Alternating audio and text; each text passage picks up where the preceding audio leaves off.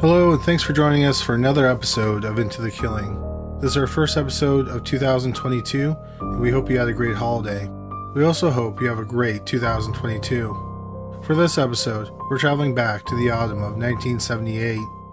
On November 18th, 1978, the Jim Jones incident occurred in Guyana. Cult leader Jim Jones orchestrated a mass suicide murder of his followers. 918 men, women, and children were killed. The next day, the first Take Back the Night March took place in San Francisco, California. On November 27th, San Francisco Mayor George Moscone and City Supervisor Harvey Milk were assassinated by Dan White, a disgruntled former city supervisor. Milk was the first openly gay man to be elected to public office in California. On December 1st, the number one song was You Don't Bring Me Flowers by Barbra Streisand and Neil Diamond. The number one movie was the harrowing Midnight Express, which is about an American college student who is incarcerated in a Turkish prison for trying to smuggle hashish out of the country. In the last week of November 1978, 17-year-old Sandra K. Fry moved into an apartment in Anaheim, California with a roommate, Georgina Stevenson. On December 1st, Sandra was home alone. Georgina and her boyfriend were out for the evening. They came home and found Sandra unconscious on her bed.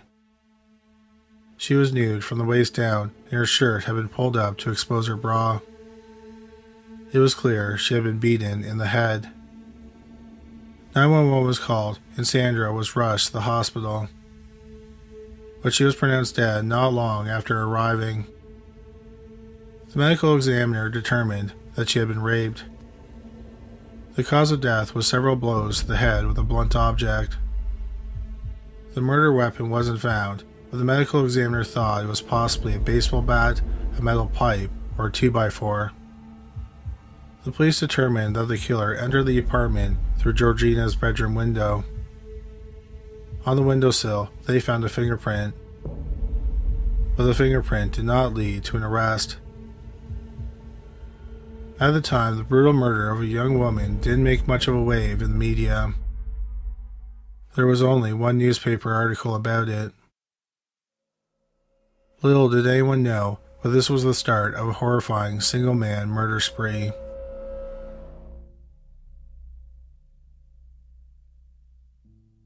Four months later, on March 31st, 1979, Roberta Baratella went out on a date, leaving her roommate, 21-year-old Kimberly Rollins, alone in their Costa Mesa apartment. A friend stopped by at 11:30 p.m. and Rollins told her to leave the door unlocked. Baratella didn't have a key and Rollins didn't want to wait up for her. Baratella returned to the apartment at about 4:45 a.m. She found the door ajar. When she got into the apartment, she heard some heavy breathing. She went into the bedroom and found Rollins. She had been badly beaten in the face and the head. Her bathrobe was open, exposing her naked body. 911 was called, and police officers arrived at the apartment first. They performed CPR until paramedics arrived. Rollins was transported to the hospital. Tragically, 21-year-old Kimberly Rollins was pronounced dead at the hospital. She had been struck several times with great force with a blunt object. She had also been sexually assaulted. The police assumed that the killer entered through an unlocked apartment door. In September 1979, 31-year-old Marilyn Carlton was living with her 9-year-old son, Joey, in an apartment in Costa Mesa, California. Early on the morning of September 15th, 6 months after the last murder, Joey was awoken by strange sounds coming from his mother's bedroom. He walked towards her room, and in the hallway, he ran into a man who was leaving the bedroom. The man left him unharmed and made his way out of the apartment. Joey got into the bedroom and saw his mother lying on the floor. She had suffered severe head injuries. Joey called 911. His mother was still breathing and she was transferred to the hospital. but tragically, she was pronounced dead the next day. The police believe that the killer got into the apartment through an unlocked screen door. A few weeks later, on October 6, 1979, 24-year-old Deborah Kennedy was staying alone in her single-story apartment in Tustin, California. Downtown Tustin is about 8 miles from downtown Costa Mesa. Kennedy lived with her sister. That night, Kennedy was alone because her sister went to Las Vegas. Her sister returned the next day and found the door to her apartment open. She found Kennedy's new dead body on a blood-splattered mattress in the bedroom. 24-year-old Deborah Kennedy had been beaten in the head and raped. The police discovered that a window screen in the apartment had been removed. It's believed that the killer entered through the window. 2 weeks later, on October 20th, 1979, 17-year-old Deborah Sr. and her roommate went to a party in Fountain Valley, California. Deborah went home to their Costa Mesa apartment alone at about 10:30 p.m. Her roommate returned home a few hours later and found Deborah lying dead on the bedroom floor. Her hair was matted with blood. She had been struck several times with something like a pipe, a 2x4, or a baseball bat. She had also been sexually assaulted. The police determined that the killer entered through the bathroom window. The police found a handprint on the windowsill, but the handprint did not lead to an arrest. After Deborah Sr.'s murder, the police went public with their belief that one man had committed all the murders. They called him the bludgeon killer. All the victims were white women who were beaten in the head with a blunt object. The killer entered their apartments through unlocked windows and doors at night. All of them had been sexually assaulted. They were all home alone when they were attacked, except for Marilyn Carlton. Marilyn's son managed to get a glimpse of the killer as he was leaving her bedroom. He described him to a police sketch artist. He said that the killer was 25 to 30 years old, he had a strong build, he was about 5'10", with olive or white skin and pockmarks. He also had a mustache and curly dark hair. Several other people also reported seeing a white man with curly dark hair near the crime scenes. At the time, the police did not connect the murder of Sandra Fry to the other 4 attacks. They possibly didn't link her murder to the other ones because Sandra was killed in Anaheim and the rest of the victims were killed in Tustin and Costa Mesa. However, Anaheim is only about 10 miles from downtown Tustin. Nevertheless, they did not connect her murder to the other homicides. But they did think that the bludgeon killer committed 2 other murders. They believed that his crime spree started in August 1977, nearly a year and a half before the murder of Sandra Fry. On August 2, 1977, 29-year-old Jane Bennington went to a nightclub and returned home to her apartment in Corona del Mar alone. The next day, her roommate found her dead body. She had been raped, strangled, and struck on the head. It was believed that the killer entered the apartment through an unlocked sliding glass door. The other murder happened in May 1979, which is in between the murders of Kimberly Rollins and Marilyn Carlton. On May 14, 1979, the police were called to the apartment of 22-year-old Savannah Anderson. Anderson lived alone in Irvine, California. Irvine neighbors both Tustin and Costa Mesa. Anderson had been raped, beaten in the head with a blunt object, and strangled with a belt. One noticeable difference with her murder was that it did not appear that the killer entered through an unlocked window or door. All of Anderson's windows and doors were locked when her body was found, so it appeared that she let her killer inside her apartment instead of him breaking in. After the police went public regarding their theory about one killer being responsible for the 6 murders, the killings suddenly stopped. The police thought that maybe the attention caused him to move on to a different area or possibly lie low for a while. Or he may have been arrested for an unrelated crime, or he could have possibly died. Nevertheless, the cases went cold. In 1984, the cases were examined again. The police were looking at the murder of Savannah Anderson, who was killed in May 1979. The police had found finger and palm prints in her apartment, but they were never matched to any other suspects. A detective was examining the prints and he noticed similarities between them and the prints of one of their suspects, Robert Sellers. In 1979, Sellers was 22 years old and he was working as a security guard at Anderson's apartment building. The prints were sent to the FBI for analysis. The experts determined that it was Sellers' prints. It turned out that the prints were not examined closely enough the first time. In March 1984, Sellers was arrested for Anderson's murder. After he was arrested, he confessed. Sellers said that he was obsessed with Anderson. He went to her apartment on the day of the murder and she let him in because he was the security guard at the apartment building.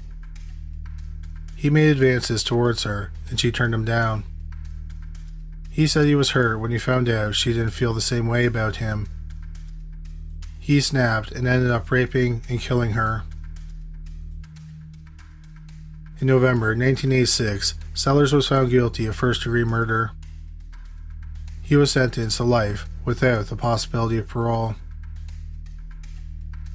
But then, in August 1988, Sellers' conviction was overturned and he was ordered to go to trial again. To avoid a second trial, in May 1989, 10 years to the day of the murder of Savannah Anderson, Sellers pleaded guilty to first-degree murder. He was sentenced to 25 years to life, but this time he was given a chance to apply for parole. Sellers was never connected to the other murders, so those cases continued to remain cold. In early 1996, the cases were reopened. It had been 17 years since the last attack. In 1979, the president was Jimmy Carter, and in 1996, after 12 years of Republican presidents, the president was another Southern Democrat, Bill Clinton. The biggest movie in 1979 was Superman starring Christopher Reeves. The epic war drama, The Deer Hunter, won the Oscar for Best Picture. In 1996, Independence Day would go on to be the biggest movie of the year, while Braveheart took home the Oscar for Best Picture. My Sharona by The Knack was the biggest song in 1979, and in 1996, the Fugees' cover of Killing Me Softly reigned at the top of the charts. For detectives, in those 17 years, major scientific breakthroughs helped them crack cold cases. This included DNA profiling, which was invented in 1984. In early 1996, the investigators used DNA technology to investigate the bludgeon killer case. The killer had also taken on a new name, the Bedroom Basher. During their new investigation, they made several shocking discoveries. One was that the Bedroom Basher didn't kill Jane Bennington in August 1977. Unfortunately, her killer has never been found. But the police did connect another attack to the Bedroom Basher. In September 1979, Kevin and Diana Green were living in an apartment in Tustin. Kevin was a helicopter mechanic with the Marines. Diana was Kevin's second wife. They got married on the day his divorce was settled. Kevin and Diana's marriage was volatile. The police had been called on them several times because of their loud arguments. On September 30th, 1979, about 2 weeks after Marilyn Carlton was beaten to death, 21-year-old Kevin Green left the apartment he shared with his wife. His wife, 20-year-old Diana Green, who was 9 months pregnant, stayed home. Kevin left the apartment through a door in the kitchen. He didn't lock the door behind him. Kevin wanted a burger, and there was a Jack in the Box restaurant across the road from their apartment. But Kevin went to another Jack-in-the-Box that was 3 miles away. When he returned home, he saw a black man standing next to a black van. But he didn't think anything of the man at the time. Kevin noticed that the kitchen door he left through was ajar. He got inside and discovered that Diana had been attacked. Her legs were open, spread eagle. She was bleeding from the nose and the ears, and there was a hole in the middle of her forehead. A responding officer thought she had been shot. Diana was still breathing, so she was rushed to the hospital. Initially, the doctor detected a fetal heartbeat, but about 10 hours later, the baby's heart stopped beating. A cesarean section was performed. The baby, a girl whom they had named Chantel, was stillborn. It turned out that Diana had not been shot. Instead, the doctors thought that Diana had been struck in the middle of the forehead with a mallet or the end of a baseball bat. For 3 days, Diana hovered between life and death. She remained in a coma for another week. When she came out of the coma, she had total amnesia and she couldn't remember anyone. She also couldn't talk. She was released from the hospital after 3 weeks, but she still had many problems. Initially, the police thought that Diana may have been the victim of the bedroom basher. But 3 months after the attack, Diana was in the dentist's office with her mother and she was looking through a magazine. She saw a picture of a baby. She pointed at the baby and then at her stomach. Her mother nodded. She then pointed at her wedding ring, which she used as a symbol of her husband. She then pointed to her forehead. Diana's mother interpreted this as Kevin being the one who attacked her. On November 30th, 1979, 21-year-old Kevin Green was arrested for the attack on his wife. Kevin went to trial a year later, in September 1980. The prosecution argued that on the night of the attack, Kevin wanted to have sex and Diana turned him down. He snapped, so he beat and raped her. A rape kit had been performed and semen had been found. Since this was 1980, DNA profiling had not been discovered yet, but the semen could be tested for blood type. It was type O negative blood. Less than 15% of people have this blood type. One of those people is Kevin Green. Neighbors also said on the night of the attack they heard the couple fighting. Kevin denied attacking his wife. He took a polygraph exam and he passed. But polygraph exams are not admissible in court. The worker at the restaurant remembered Kevin being there that night. Also, officers checked the food when he got home and it was still warm. But there was a problem with his alibi. Kevin and Diana lived across the road from a Jack-in-the-Box restaurant.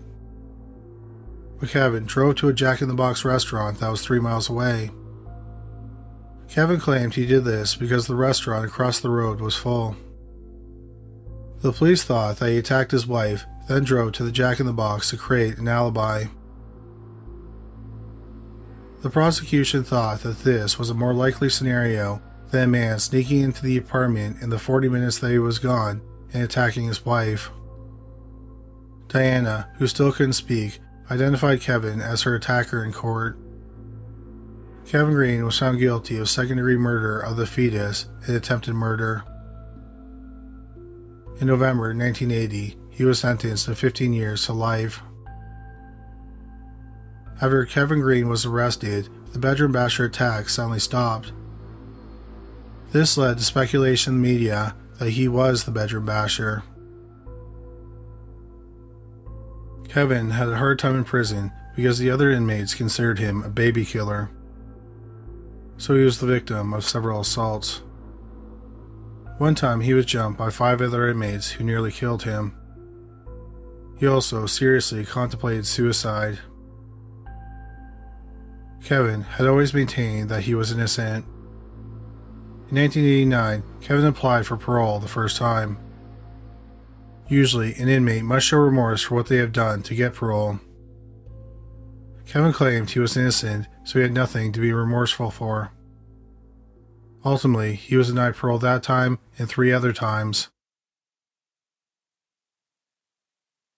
Then in June 1996, nearly 16 and a half years after he was convicted, a detective asked him for a sample of his DNA. It turned out that his DNA did not match the DNA found inside his wife. The DNA found inside his wife was a match to the bedroom basher. On June 20th, after spending 16 and a half years incarcerated for a crime he did not commit, 37-year-old Kevin Green was released from prison. The judge told him he could leave the courtroom through any door he would like. So not only did the DNA evidence free an innocent man, but it also identified the bedroom basher. He was 41-year-old Gerald Parker, a former Marine. What was interesting was that several people described the killer as a white man, but Parker was black. Parker was a convicted sex offender. In February 1980, about 4 months after the last murder, Parker kidnapped a 13-year-old girl. He forced her to get into his van and then he raped her. He ultimately let her go. The girl described the van to the police and Parker was arrested. He was arrested just 3 months after Kevin Green was arrested.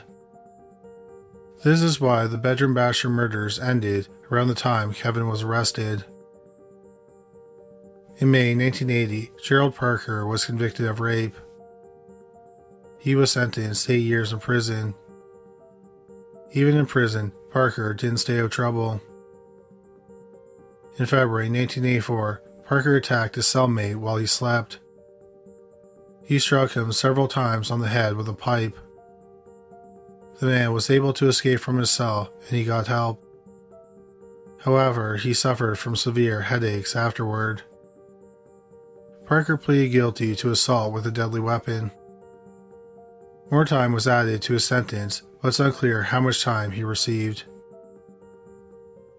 What is known is that in November 1987, Parker was paroled. Over the next 8 years, Parker was in and out of prison and mostly lived a transient lifestyle. In January 1995, he was arrested for violating the terms of his parole. He was sent back to prison and a sample of his DNA was taken. Then in June 1996, it was matched to the bedroom basher murders. When Parker's DNA was matched, he was just a few weeks shy of being released from prison again. After his DNA was matched to the homicides, Parker confessed to the murders. However, he didn't know any of his victims' names, so he described the crimes to the detectives. Parker told them about killing Sandra Fry, which they didn't know because his DNA had not been connected to her murder. He said he had been driving around and he came across Sandra's apartment complex. He walked around and through a window he saw Sandra sitting alone at the kitchen table. He climbed in through an open bedroom window and approached Fry from behind. First, he struck her 2 or 3 times in the head with a 2x4. He dragged her into a bedroom where he raped her. He exited the apartment through the same window he climbed in. Next was the murder of Kimberly Rollins in March 1979. Parker said he was outside Rollins' apartment and he heard her and her friend talking. Parker knew that the friend was going to leave Kimberly alone in the apartment with the front door unlocked. He drove around for an hour and then returned to the apartment. Parker said he beat her with a 2x4, but he wasn't sure if he sexually assaulted her because he wasn't sure if he could get an erection. Next was the murder of Marilyn Carlton. He specifically remembered that one because her son was home. Parker said he didn't realize her son was home when he broke in. He said they got into the apartment through an unlocked sliding door. He found Marilyn asleep in bed. Parker said he didn't remember what he beat her with, but he generally used a 2x4 because he could easily find those. Parker said he bumped into the boy as he was leaving, and this is what he told investigators in his confession. He said that, "Mommy, something's wrong with Mommy. What's wrong with Mommy?" Something to that effect. And I moved him aside and just exited the apartment complex. I didn't hurt him. I just moved him aside and left. Parker said about 2 weeks later, he was driving around drunk. He stopped at an apartment building and walked around. He heard a couple yelling, and then he saw the husband drive off. Parker said he drove around for a bit and drank some more. He then went back to the apartment building. He found a piece of wood and picked it up. He entered the apartment through the kitchen door, which was unlocked. Here's part of Parker describing to investigators what happened next in the Greens' apartment. In the bedroom, okay. Well, first when I open the door, she's in bed, and she sits up, almost as if in recognition of somebody that she thought that I was, but I wasn't. And what happened? And she laid back down as if she recognized me. I guess she thought it was her husband or boyfriend, whichever the case it was. Right. And then I rushed into the room and hit her over the head with the board.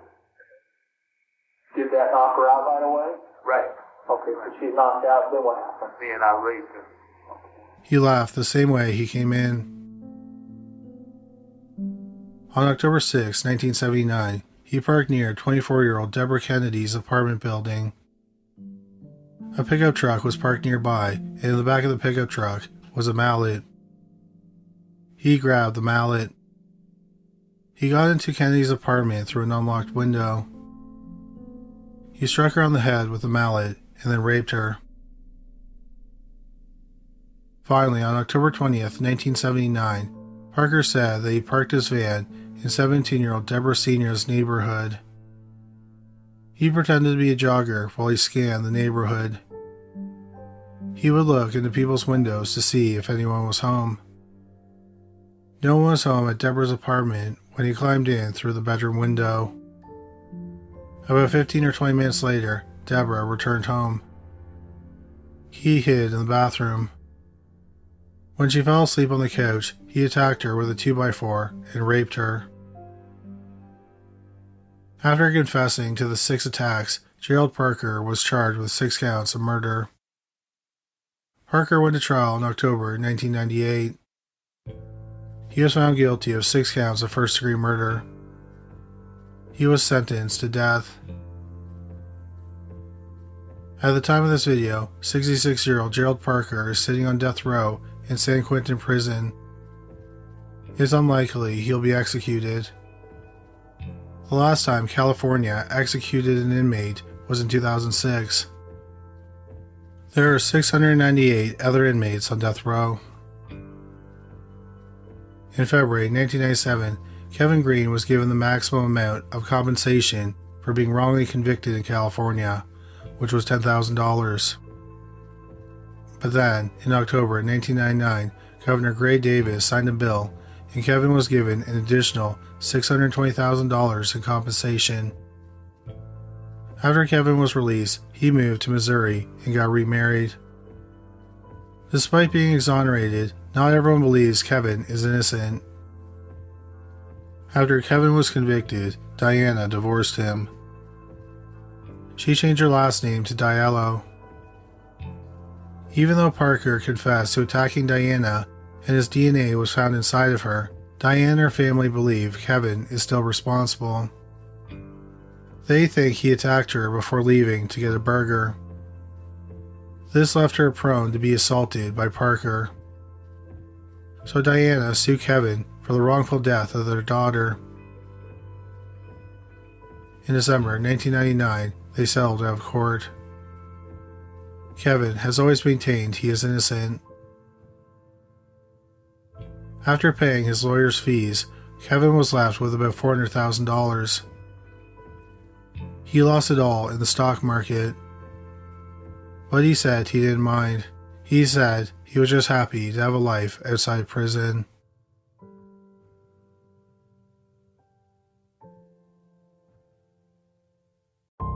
Hello, and thanks for joining us for this week's podcast.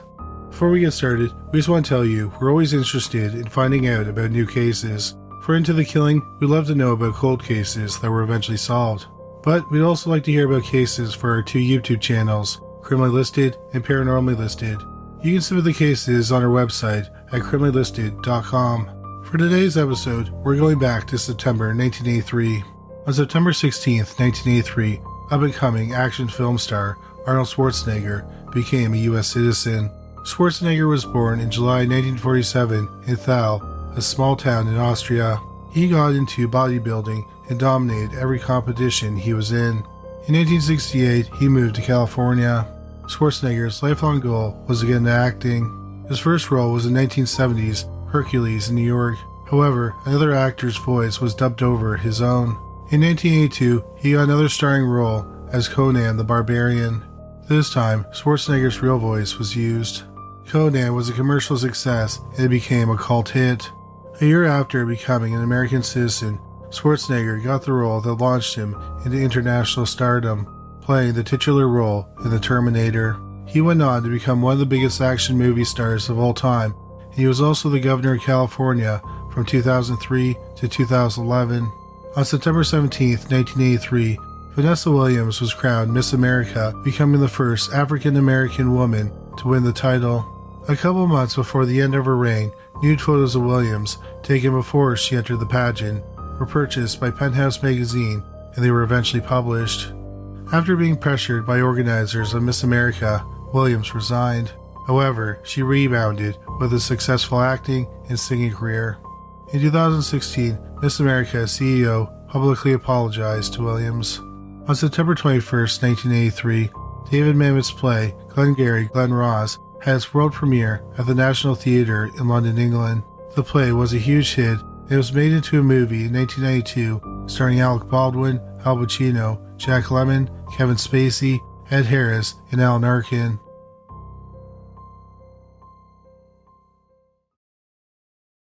The cold case we're talking about today happened in a Kentucky Fried Chicken restaurant.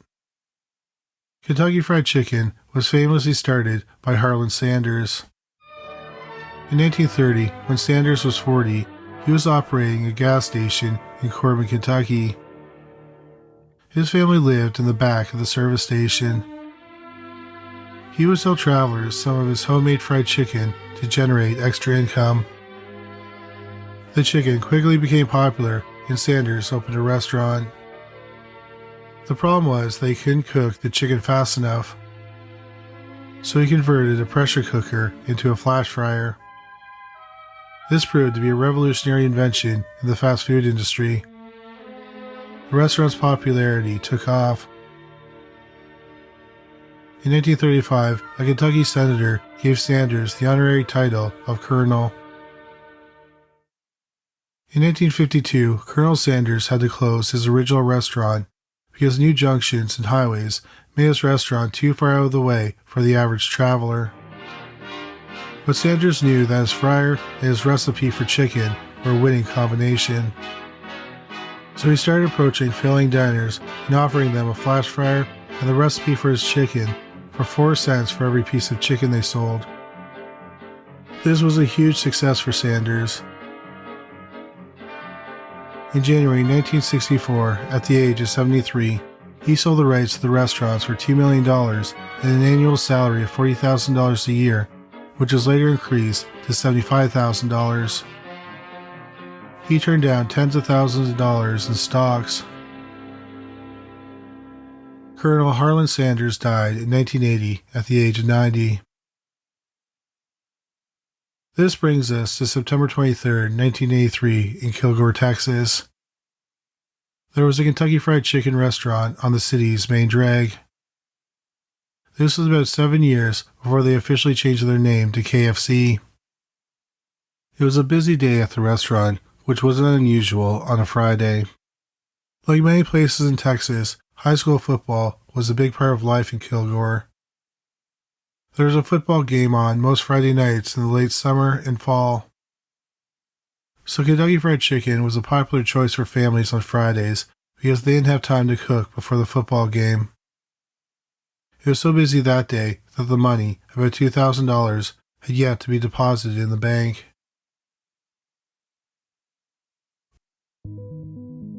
That night, as the restaurant was closing at around 10 p.m., there were 6 people in the restaurant: 16-year-old Lynetta Wilson, 37-year-old Mary Tyler, 39-year-old Opie Hughes, 20-year-old Joy Johnson, 20-year-old David Maxwell, and 20-year-old Monty Landers. At 10 p.m., Lynetta finished her shift and left for the night. Mary Tyler was the assistant manager. She was married and had 3 children and 2 stepchildren. Everyone said she treated her stepchildren as if they were her own children. Mary had not been working that night. She came to the restaurant before closing to count the money and take it to the bank. Opie Hughes and Joey Johnson were working that night. Hughes had worked at the restaurant for about a year and a half. She was considered quiet and friendly. She was married and had 3 children. Joey Johnson had been a cook at the restaurant for about a month. He was the second of 8 children.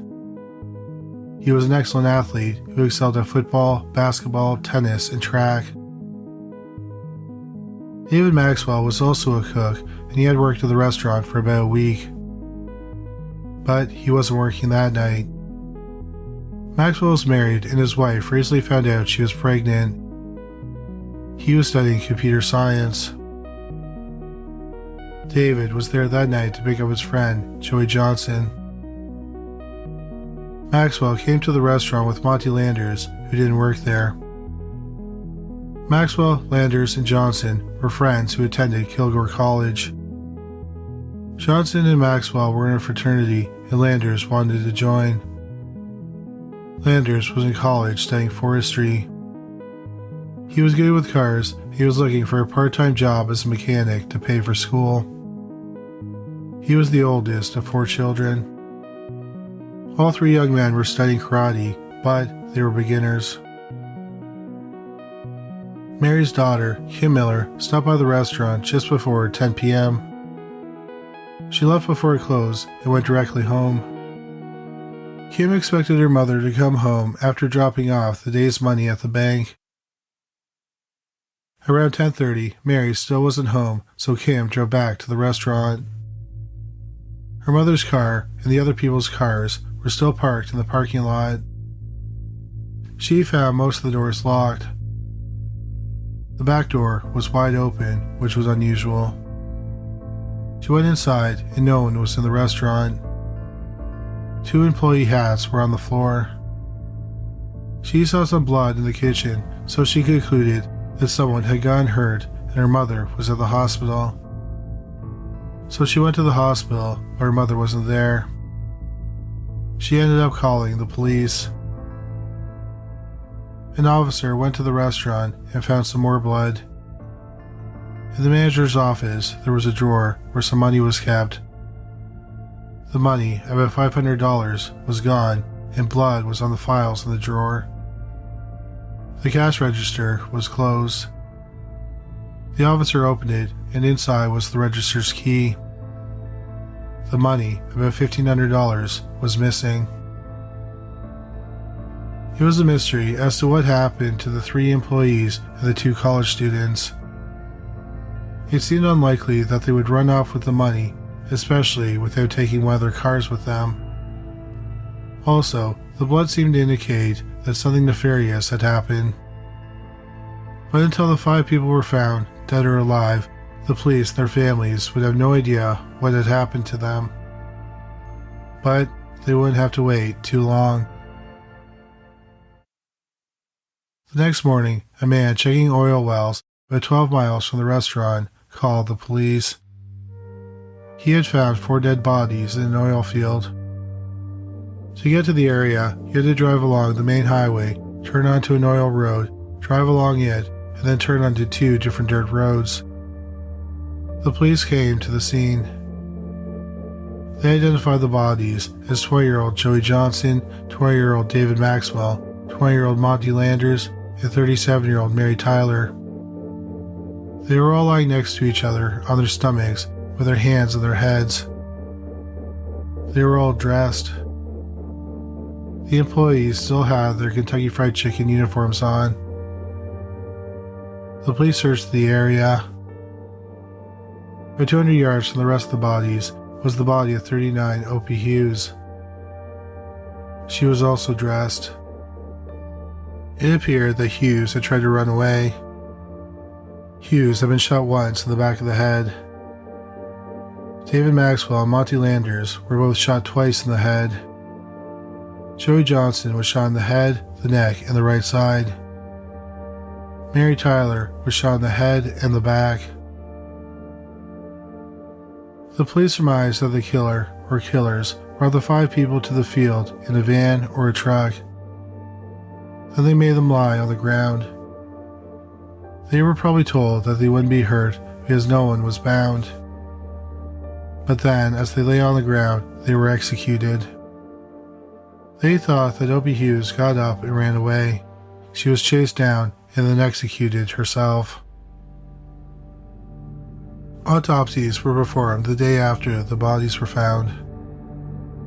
Several different types of bullets were used to murder the 5 people. 2 different calibers of guns were used, a .38 and a .357. So the police believed that there were at least 2 killers. This would make sense because the 5 victims were driven out to the oil field. It would be difficult for one person to drive and keep all 5 people under control. Also, while the victims were shot with 2 different caliber guns, several different types of bullets were used. The police thought that 3 guns might have been used, which possibly meant 3 gunmen. When Joey Johnson's body was being examined, a piece of fingernail fell out from the waistband of his pants. None of the victims had ripped fingernails, so the police thought that the fingernail belonged to one of the killers. The police searched for miles around where the bodies were found for any clues, but they found nothing of interest. They also looked around the restaurant. One investigator noticed a box lid that had a unique blood splatter on it. Blood splatter analysis was an emerging science, and the detective knew a bit about it. He thought that the blood was caused after someone was hit. In the office, there was a bloody napkin. Both the box lid and the bloody napkin were collected as evidence. What the police were hoping to find were fingerprints. The problem was that it was a popular restaurant and people had been in and out all day. There were dozens, if not hundreds of fingerprints in the restaurant that were unrelated to the case. So the fingerprints were a dead end. The crime shocked the people of Kilgore. At the time, the city only had a population of about 11,000 people. In many ways, it was a small town where everyone knew everyone else. So people were desperate for answers. Kentucky Fried Chicken put up a $25,000 reward for information. Other merchants in Kilgore matched the reward. Citizens also put money in the reward fund. But no useful tips came in. The police interviewed known criminals in the area. One of those people was 30-year-old James Earl Makins Jr. His father, James Makins, was a Texas state representative from 1975 to 1985. James Makins Jr. had several brushes with the law. In fact, he was released from jail for unlawful possession of a weapon on the day of the murders. That same day, he borrowed a weapon, a .38 caliber handgun. A .38 caliber was one of the weapons used in the murders. The police examined Makins' hands. On his left finger, the fingernail was torn down to the quick. Makins denied committing the murders, and after being interrogated, the police released him. They let his fingernail grow in, and then they clipped it and kept the piece. At the time, it was thought that fingernails were distinctive, like fingerprints. It was believed that if you looked under a microscope, you'd be able to see unique patterns. So fingernail clippings were sent to a lab for comparison. The analyst said that the fingernail belonged to Makins. The gun Makins borrowed was also examined, but the ballistic expert could not determine if it was one of the murder weapons. The police had heard rumors about the Kentucky Fried Chicken restaurant. Supposedly, hidden in the restaurant was a special recipe, and it wasn't for fried chicken. It was for high-end methamphetamine. The police theorized that was the real reason that Makins went to the restaurant. The police thought that executing 5 people over $2,000 was excessive. But if it was over drugs, that might be a better explanation. However, the police didn't think that the fingernail was enough evidence to charge Makins with murder. But Makins was not the only person they were investigating. A woman named Star Powers was in the restaurant before closing. 2 men were behind her in line. She saw one of the employees talk on the phone and heard her say that the deposit had not been done that day and there was about $2,000 in the restaurant. Powers was pretty sure that the men behind her also heard the employee talk about the money. So perhaps it was just an armed robbery that was a crime of opportunity. She described the 2 men to a Texas Ranger. The Ranger then sent the description to law enforcement in other jurisdictions. Someone from the Smith County Sheriff's Department said the description reminded him of a pair of cousins, Darnell Hartsfield and Romeo Pinkerton. At the time, Hartsfield was wanted for an armed robbery that happened in Tyler, Texas, 3 days after the Kentucky Fried Chicken murders. Tyler is about 25 miles west of Kilgore. Hartsfield and his accomplices were armed and they robbed the store just before closing time. Before they left the store, they made the employees lie on their stomachs with their heads in their hands, just like the victims of the Kentucky Fried Chicken murders. However, no one was murdered in the Tyler grocery store robbery. The Rangers wanted to talk to the cousins about the Kentucky Fried Chicken murders, but no one could find Hartsfield. However, they did find Romeo Pinkerton. He said he didn't commit the murders, and he said he had an airtight alibi. He was in jail when it happened. He was released a few days afterward. 5 weeks after the mass murder, Darnell Hartsfield was arrested for the grocery store robbery. He was interrogated about the Kentucky Fried Chicken murders. He denied having anything to do with them. He was given a polygraph exam, and he passed. So the cousins were eliminated as suspects. Without enough evidence to charge anyone, the case went cold. In September 1993, 10 years after the murders, the victims' families asked the authorities to reopen the case. They agreed and had DNA testing done on the fingernail. The lab concluded that it possibly belonged to James Makins Jr. 11.5 years after the murders, in March 1995, Makins was indicted for the murders. But before his trial, better and more sophisticated testing was done on the nail. In November 1995, they got the results of the test. The nail did not belong to Makins. Also, in the years since the murders, it was proved that fingernails do not have unique and personalized patterns like fingerprints. So the charges against Makins were dropped. The case went cold again. One of David Maxwell's friends, James Stroud, was inspired to get into law enforcement because of his murder. In 2000, he was a county sheriff. That year, Stroud met FBI agent George Keeney, who worked on the case in the 1980s. In December 2000, Stroud and Keeney looked at the evidence again. They got the blood samples from the box lid and the blood from the napkin tested. Blood from 2 different people was found on each. They were both former suspects. The blood on the box lid belonged to Darnell Hertzfield, and the blood on the napkin belonged to his cousin, Romeo Pinkerton. One problem was that Pinkerton said he was in prison at the time of the murders, and he was released days afterwards. But the investigator he told that to never followed up on what he said. The police believe that on the night of the murders, Joey Johnson was taking the trash out of the store after it had closed.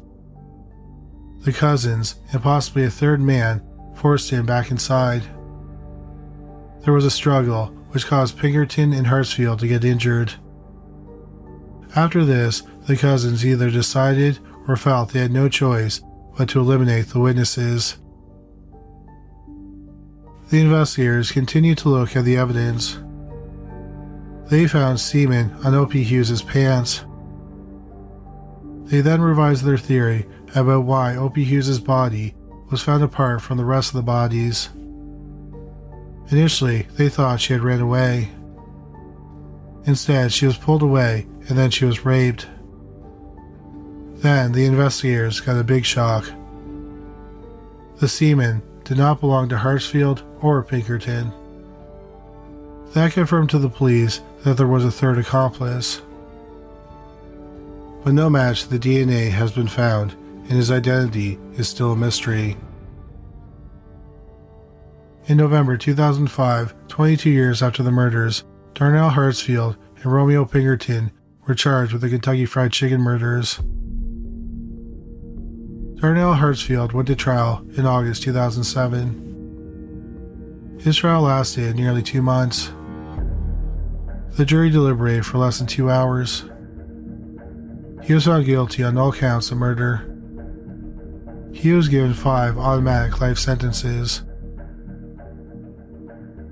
Pinkerton went to trial in October 2007. 3 weeks into his trial, Pinkerton pleaded guilty to 5 counts of murder. He was sentenced to 5 consecutive life sentences. 60-year-old Romeo Pinkerton applied for parole in June 2018, and he was denied. He'll be able to apply again in 2024. He is serving his sentence in the James V. Allred Unit in Iowa Park, Texas.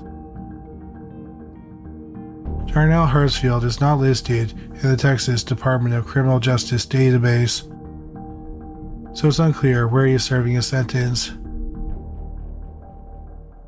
The police are continuing to look for a third suspect, but he has not been found at the time of this recording.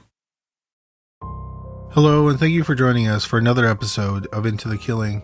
In this week's episode, we're going to discuss the murders of 2 people who worked in the music industry. For our first case, we're going back to July 1993. For fans of alternative rock, specifically grunge music, if they had a time machine, they would probably want to visit Seattle, Washington in the late 1980s and early 1990s. If you're not familiar with grunge music, the genre first emerged in the 1980s in the Seattle area. It's a type of rock music that uses punk and heavy metal elements. Some of the earliest grunge bands are the Melvins, Soundgarden, and Green River. Green River didn't have much success outside of Seattle, but members of the band would go on to form some of the most notable rock bands of the 1990s. This includes Mudhoney, Mother Love Bone, Temple of the Dog, and Pearl Jam. Grunge became mainstream in 1991 when Nirvana released their sophomore album, Nevermind.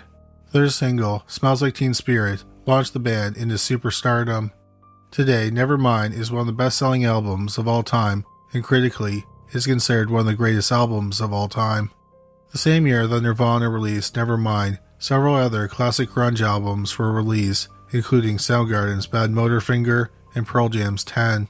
Alice in Chains' debut album, Facelift, hit the shelves a year earlier.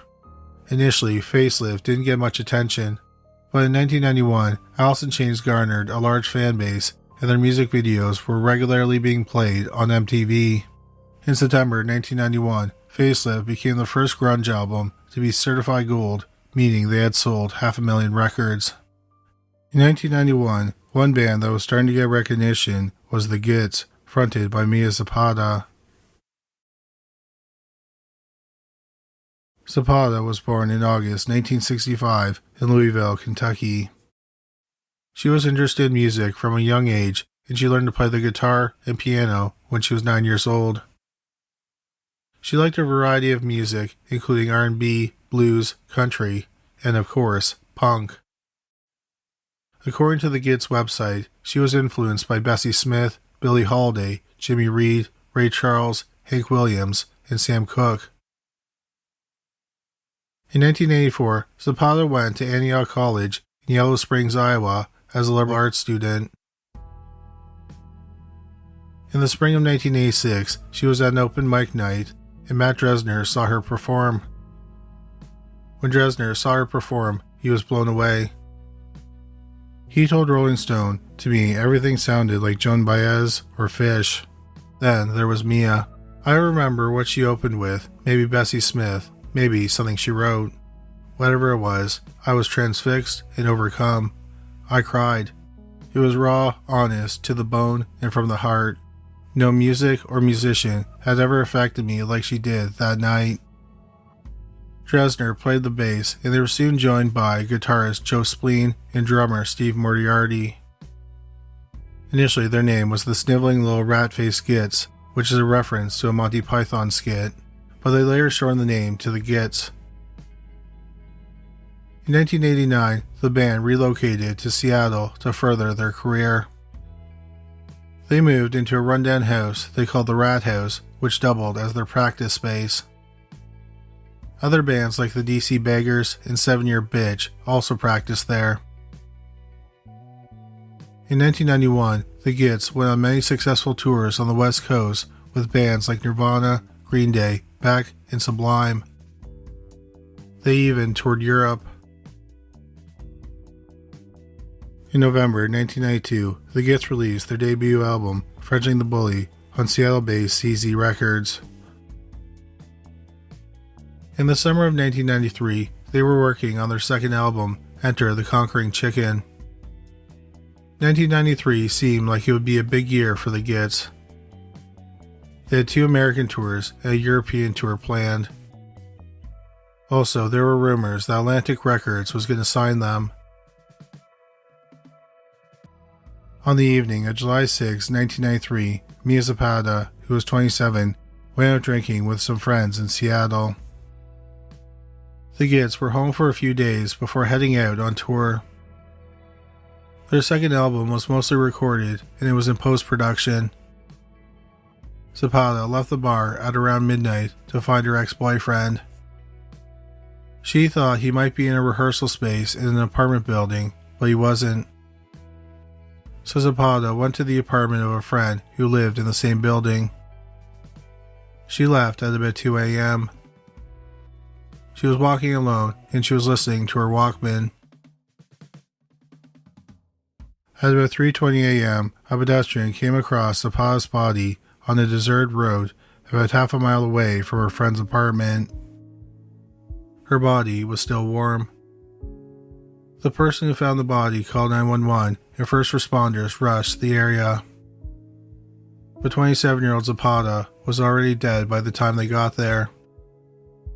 No identification was found on or around her body, so the police had no idea who she was. The medical examiner happened to be a fan of the local music scene, and he recognized her as the lead singer of the Gits. The medical examiner determined she had been strangled to death with a string from her hoodie. It was her own band's hoodie. She had also been severely beaten. Had she not been strangled to death, she would have died from the beating. She had also been raped. The police believe that Zapata was raped and murdered elsewhere, and then her body was dumped on the street. The actual location where a murder happened can yield a lot of clues. But the police had no idea where Zapata was killed, so they didn't have many clues. One piece of evidence they did have was a bite mark that was left on Zapata's breast. It was swabbed and saliva was found. But the DNA sample was too small to create a profile. The police were baffled by the crime. They eliminated Zapata's ex-boyfriend as a suspect pretty quickly. He had an alibi and he passed a polygraph exam. The police had no other suspects, and it wasn't long before the case went cold.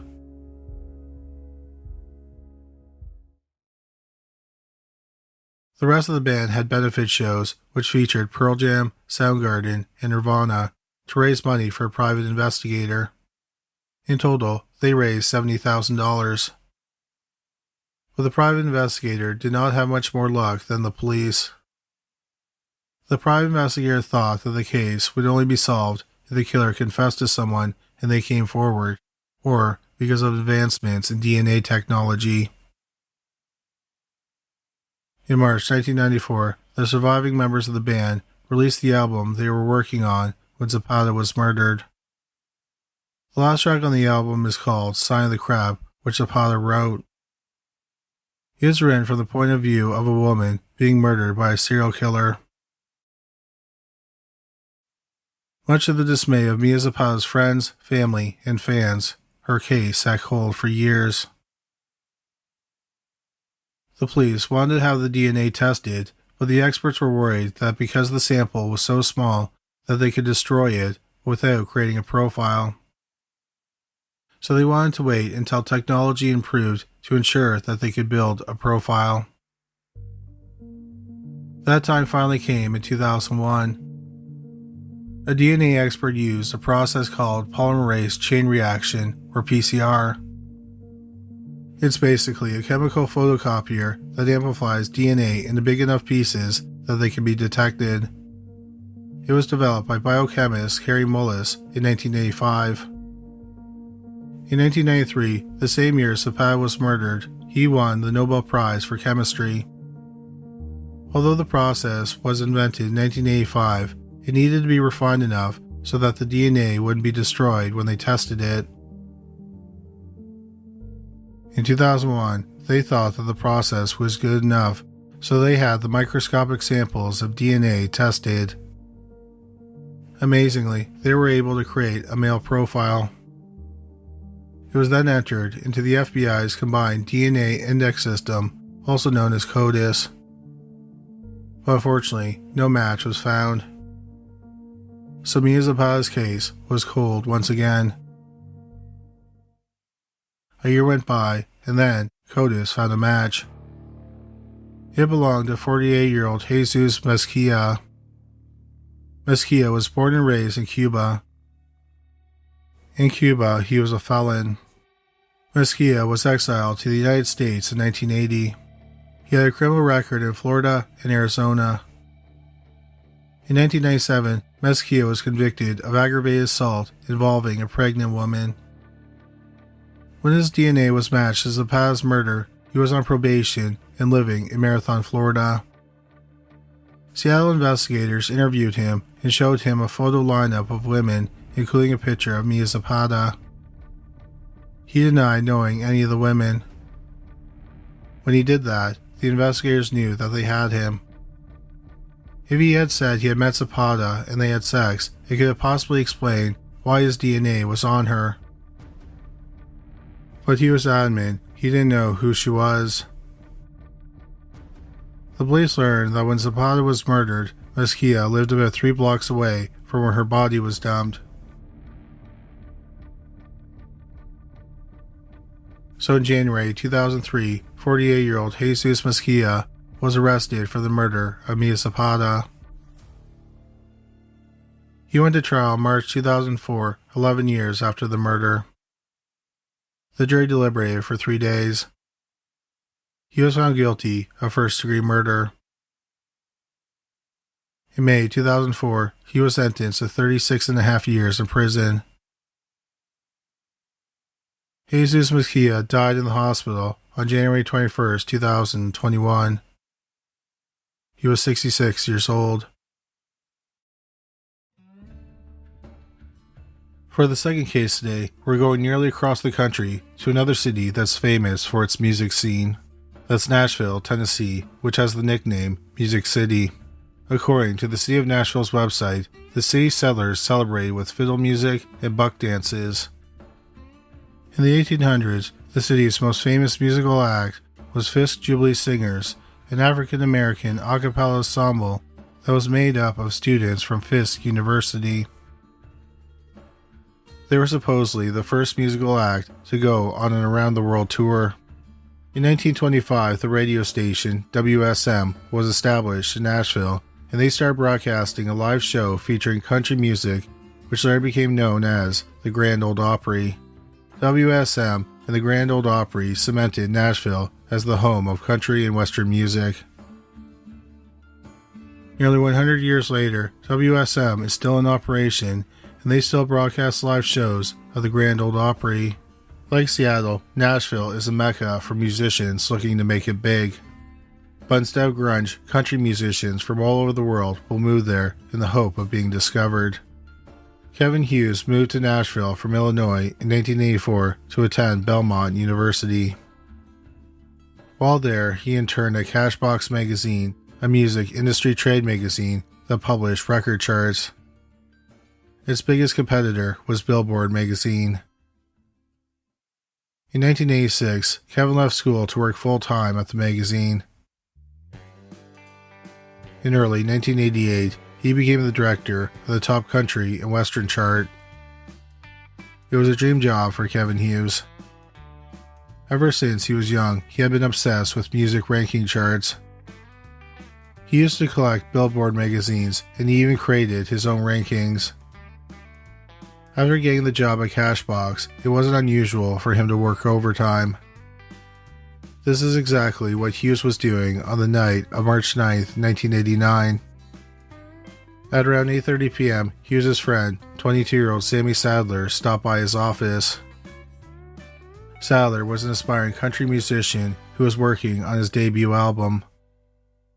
Hughes suggested they eat some dinner, so they went to a nearby restaurant. Afterward, they went to the office of Sadler's record label so that he could use the phone. While he was on the phone, they heard what sounded like someone trying to open the front door, but it was locked. Hughes checked out the noise, and he saw a man walking away from the door. He didn't get a good look at the man, but he thought he might have been black. After that, Hughes and Sadler decided to leave. They walked across the road to Hughes' car. As Sadler was getting into the passenger seat, a man wearing a ski mask shot him. Hughes ran, and the man chased after him, firing his gun. Hughes was shot, and he fell to the ground. Then the man stood over him and pumped 2 more bullets into the back of his head. The masked man then ran off into the night. 911 was called, and first responders arrived in the area. Sadly, it was too late to do anything for 23-year-old Kevin Hughes. He was dead by the time paramedics arrived. 22-year-old Sammy Sadler was badly wounded. A bullet had cut a major artery in his arm. He was rushed to the hospital, and he survived. Initially, the police thought that the case might not be too difficult to solve. Besides Sadler, there were 4 witnesses. Plus, the killer left behind a hat with hairs in it. But they were wrong about solving the case quickly. None of the witnesses got a good look at the shooter because he wore a mask. A witness noticed that the killer had an unusual side-to-side gait. As for the hat, it read, World War II veteran and damn proud of it, and then there was an illustration of an infantryman. It turned out that the black hairs inside the hat weren't human hair. It was cat hair. The police had 3 theories regarding the motive behind the murder, but they had major problems with all 3 theories. The first theory is that Hughes was killed because of his job.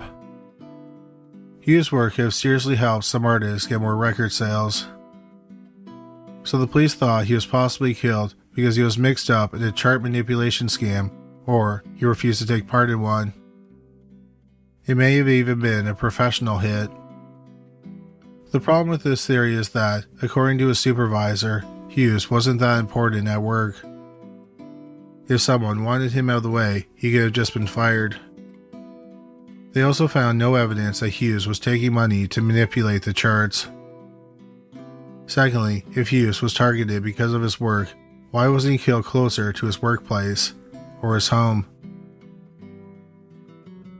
On the night he was killed, he unexpectedly went out for dinner and they went to a record label's office. Both were unexpected trips. Also, if Hughes was the target, why was Sadler shot as well? Why not wait to get Hughes alone and then kill him? The police also thought that there was no way it was a professional hit. First off, there were too many witnesses.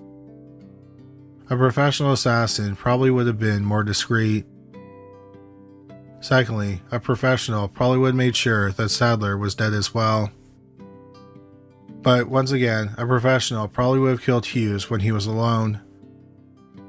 A perfect time would have been when he was alone in his office. But instead, if it was a hitman, he risked being seen when he followed Hughes and Sadler to the restaurant and then to the office. The second theory is that Hughes and Sadler were killed in a robbery gone wrong. But when the gunman approached them, he didn't say anything, he just started shooting. Also, he didn't steal anything after he was done shooting. The third theory is that some deranged musical artist, promoter, or agent blamed Hughes for their song or their client's song not charting or not appearing high enough on the chart. This idea seemed the most far-fetched to the detectives. In January 1990, Unsolved Mysteries aired an episode featuring Kevin Hughes' case. One person who was interviewed was a promoter and Cashbox employee named Chuck Dixon. Dixon said that Hughes was one of the best people to rank music, and he was always the fairest. Dixon thought that the killer could have been an angry musician or agent who needed someone to blame because their song wasn't successful. But he thought that was the only way that the murder could have been music-related. Unfortunately, the Unsolved Mysteries episode did not lead to any arrest. This shooting had a terrible effect on Sammy Sadler. The shooting damaged his arm and he had problems playing the guitar. And even though Sadler was nearly killed in the shooting, some people believed that he was involved in the murder of his friend. As a result, his music career tanked. For years, the case sat cold. Then in 2001, Chuck Dixon died of cancer. After he died, some people came forward and said that Dixon had been running a scam involving music charts. Independent artists would pay him $1,500 to $2,000, then he'd bribe DJs at radio stations to play their music. As a result, their songs would chart higher. Chuck would also have some charts at Cashbox manipulated so that some artists appeared higher than they should have. Also, when there was a bullet icon, that meant the song was climbing the charts. Dixon would make sure that the people who were paying him had bullets next to their songs. At the time of his murder, Kevin Hughes wanted to change how the charts were made. He wanted to get information from radio stations that weren't loyal to Dixon. Hughes also refused to take bribes to manipulate the charts. It's believed that just before Hughes was killed, he was getting ready to blow the whistle on Dixon. Dixon never admitted to anyone that he had Kevin killed, but he did allude to it several times. For example, he told a former partner, "If anybody gets in my road, or anything happens in this Cashbox situation that gets in my road, the same thing will happen to them that happened to Kevin Hughes." A man named Richard DeTonio worked as a bagman for Dixon, so he would collect the bribes. DeTonio also worked at Cashbox, and he was the one who hired Hughes. The police decided to investigate DeTonio. They noted at the time of the murder he had a back injury, so he had an unusual gait. But he had an alibi for the time of the murder. He said he was with his wife, and she confirmed his alibi. But they happened to get divorced a month after the murder.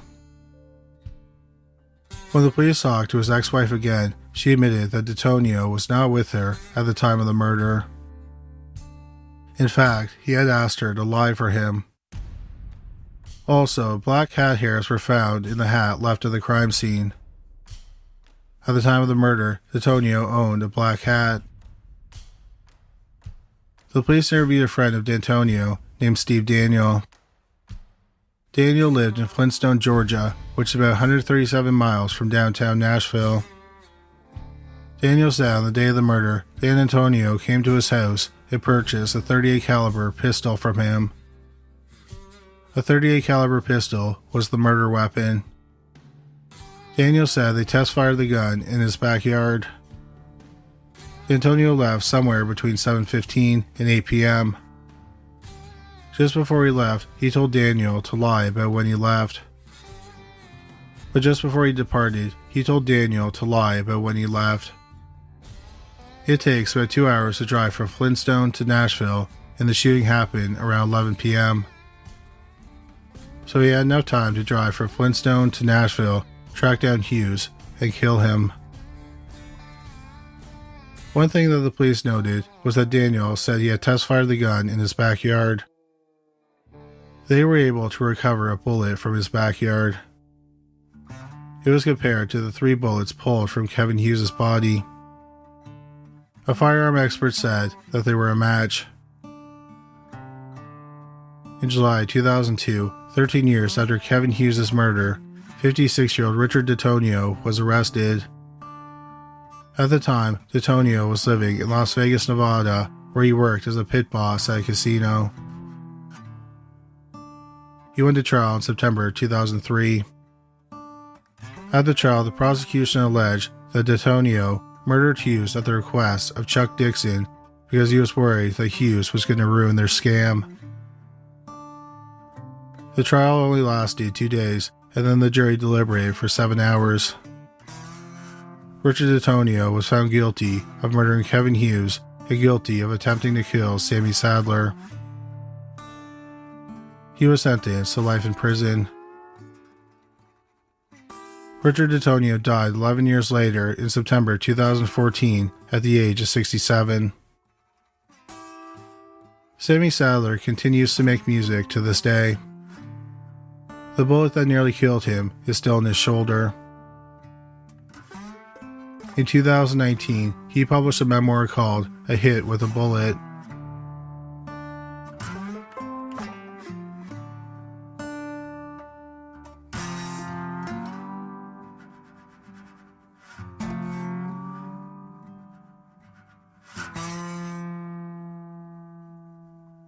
Hello, and thanks for joining us for this episode of Into the Killing.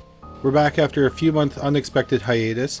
Sorry for the delay, but we're back on schedule and we'll be releasing a new episode bi-weekly. If you've listened to other episodes, you'll know that we're always looking for new cases to cover. If you know of a cold case that was eventually solved that you want us to cover on Into the Killing, please visit our website, criminallylisted.com. Then, go to the Suggest a Case page. We'd also love to hear about other true crime cases for our YouTube channel, Criminally Listed. If you know of any fascinating stories about the paranormal, we'd love to hear about them for our other channel, Paranormally Listed. For this episode of Into the Killing, we're going back to March 1980. On March 4th, 1980, Disney released their first ever VHS films to rent. They were only available in 4 states at Photomat, a photo developer chain. Some of the films you could rent were The Apple Dumpling Gang, Pete's Dragon, and The Love Bug. The newest movie that was available to rent was The Black Hole, which was released in theaters about 3 months earlier. On March 12, 1980, after a 5-week trial, 37-year-old John Wayne Gacy was found guilty of murdering 33 young men and boys between January 1972 and December 1978. His victims ranged in age from 14 to 21. The remains of 29 of his victims were found on his property. The other 4 had been dumped in the Des Plaines River. The next day, Gacy was sentenced to death. He spent about 13 years on death row. He was executed via lethal injection on May 10, 1994, at the age of 52. Supposedly, his last words were, "Kiss my ass." On the same day that John Wayne Gacy was sentenced to death, the Ford Motor Company was found not guilty of negligent homicide. In the late 1960s, Ford was facing fierce competition from Volkswagen and Japanese imports. Ford president Lee Iacocca wanted to manufacture a car that weighed less than 2,000 pounds and cost no more than $2,000, which is about $15,000 in 2023. Usually it takes about 3.5 years to develop a new model of car. Instead, Ford rushed it, and it only took 2 years. The Ford Pinto rolled off the assembly line in autumn of 1970. The problem was that the Pintos could burst into flames even in low-speed collisions. Ford knew this because none of their prototypes or Pinto models passed crash tests, yet they released the cars and sold over 2 million of them. On August 10, 1978, 18-year-old Judy Ulrich was driving her 1973 Pinto near Elkhart, Indiana. In the car with her was her 16-year-old sister Lynn and their 18-year-old cousin, Donna. A van collided with the rear of the Pinto and it burst into flames. The 3 young women burned to death. The Ford Motor Company was charged with negligent homicide. If they were found guilty, they would be fined a maximum of $30,000. But it would have bigger ramifications in future civil suits. So Ford spent over $1 million defending itself. The trial lasted 10 weeks. Then the jury deliberated for 4 days. Ford was found not guilty. On March 21, 1980, the #1 song was the prog rock classic Another Brick in the Wall Part 2 by Pink Floyd. The #1 movie in America was the Loretta Lynn biopic, Coal Miner's Daughter.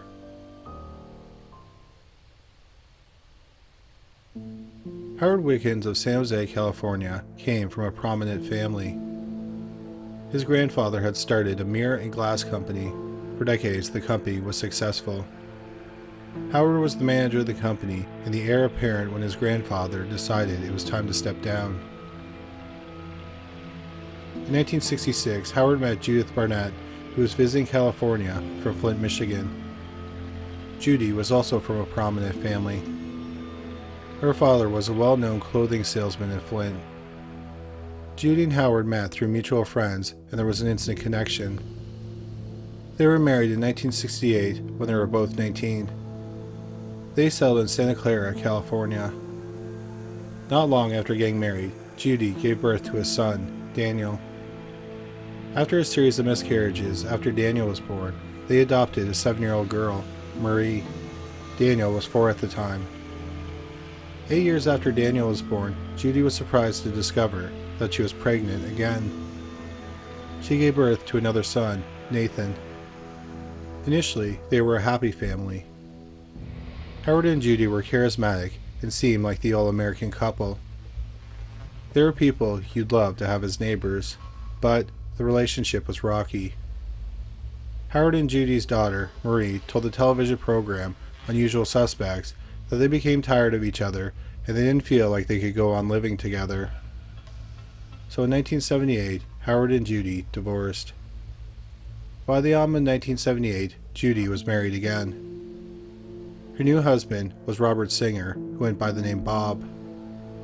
Bob was 14 years her senior. They had met at a temple fundraiser in San Jose, California the year before. When they met, Bob was married. Bob ended up divorcing his wife so he could marry Judy. Bob and Judy settled in Grand Blanc, an upper-class neighborhood in Flint, Michigan.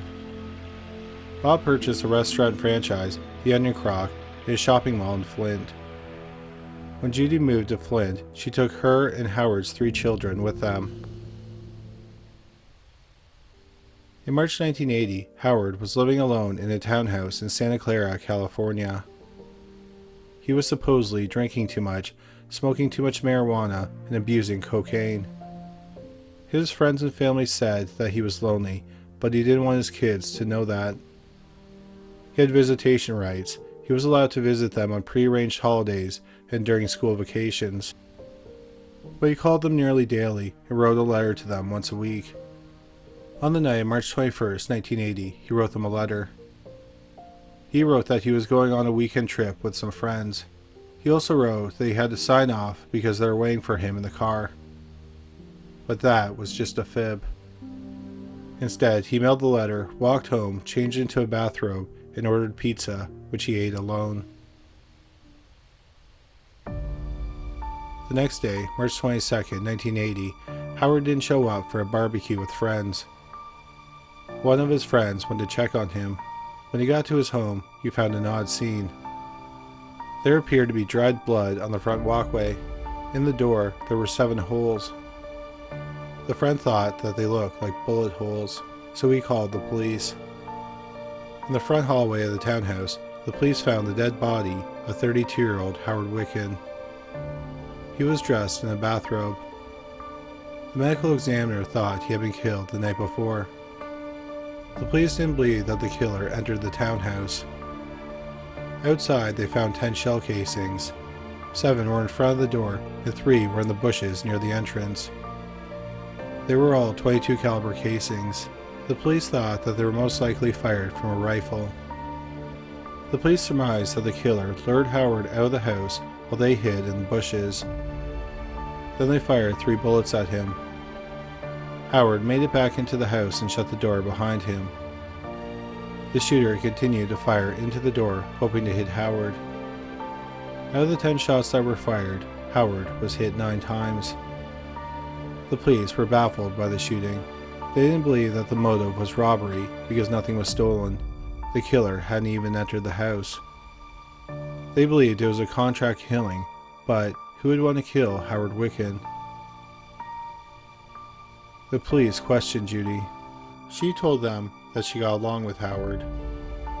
There had been some disagreements regarding visitation rights with the kids, but that was it. The police talked to Howard's friends and family, and they confirmed that he and Judy were amicable. Another theory that the police had was that Howard was killed over drugs. In his safe, they found $60,000 worth of cocaine and $7,000 in cash. They talked to one of Howard's good friends. From the friend, the police learned that Howard bought and sold drugs, but it was nothing serious. He only sold small amounts to his friends, and they covered the cost of his own drugs.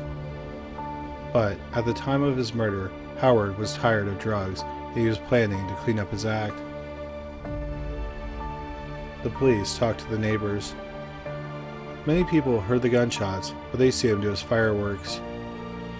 One neighbor did see 2 men hanging out in a 1970s faded gold Chevrolet driving around the neighborhood the day before the murder. The man had been driving home when he spotted the car. He thought it was so suspicious that he followed them and wrote down their license plate. The police ran the license plate, but it didn't generate any leads.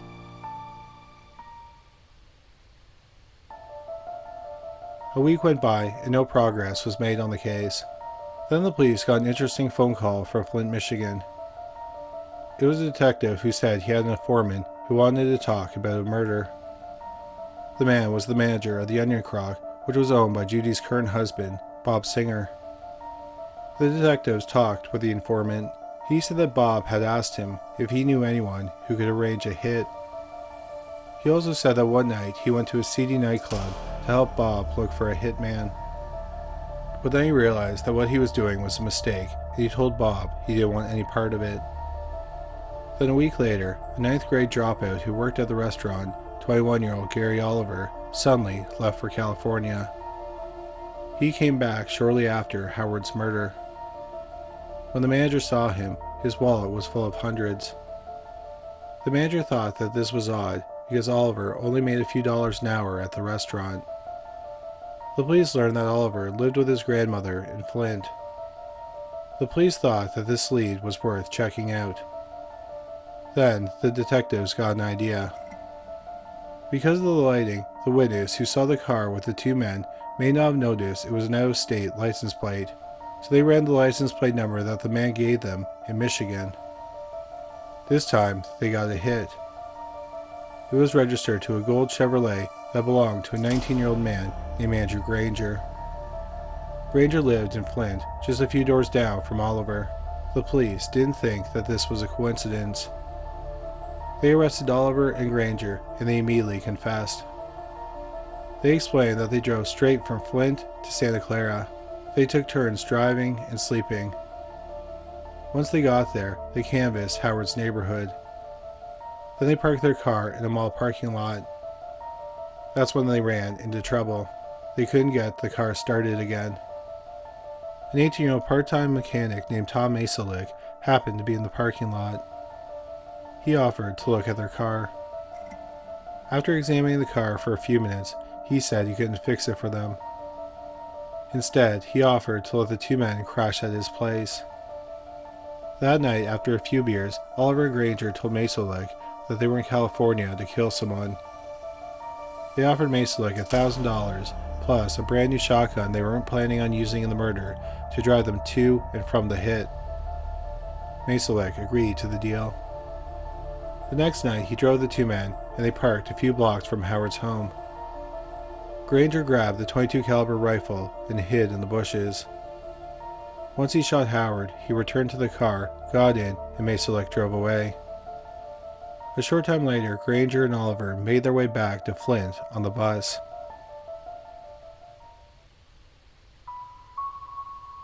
But why would Bob Singer want to kill his wife's ex-husband? It turned out that Bob wasn't a good businessman. The restaurant rarely, if ever, turned a profit, and he was in debt. He knew that Howard was financially successful and worth over $1 million. He also knew that Howard's 3 children were the beneficiary of his estate. Since they were minors, he and Judy would control the money.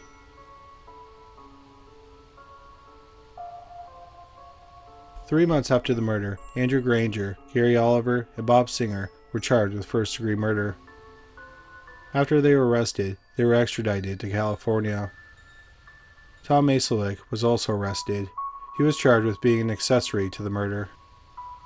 After Judy's husband was arrested for the murder of her ex-husband, she and her 3 children moved to the San Jose area. Judy visited Bob every day he was in jail.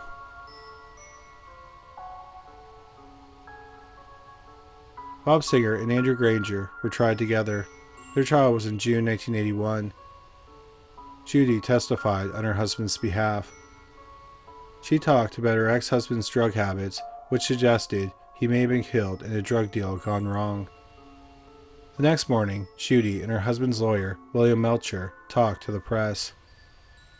He said that 2 nights earlier, he and Judy were in East San Jose working on the case. It was close to midnight, and they stopped at a phone booth to call to order pizza.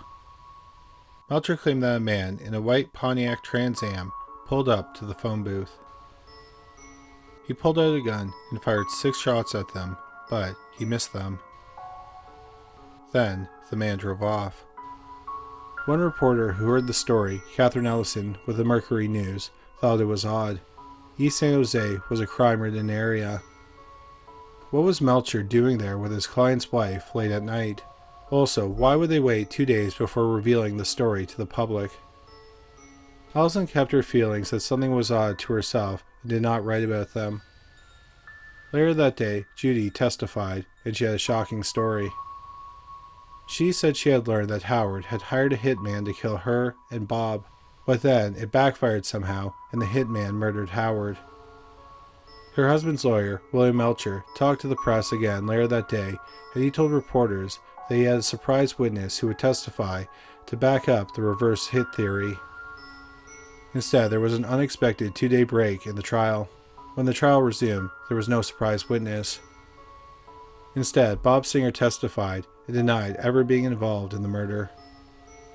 Andrew Granger also testified. Gary Oliver didn't, though, and this was problematic for the prosecution's case. Oliver was the only person that connected Bob and Granger. Bob hired him, and then he hired Granger. In his closing arguments, Melcher tried to bring up the reverse hit theory, and the judge chastised him. He said he had told Melcher not to bring that up before the jury because they were not entitled to hear it. The jury took 11 days to deliberate. They found Andrew Granger guilty of murder. He was sentenced to life without the chance of parole. But they were deadlocked when it came to Bob Singer, so a mistrial was declared. Reporter Catherine Ellison with the Mercury News got a shock 2 weeks after the trial. In one of her stories, she paraphrased the district attorney's closing statement incorrectly. The district attorney said that Bob had plotted Howard's murder, but in Ellison's story she accidentally wrote that Bob and Judy had planned the murder. The district attorney said they never had any reason to suspect that Judy was involved. Judy filed an $11 million libel lawsuit against Ellison.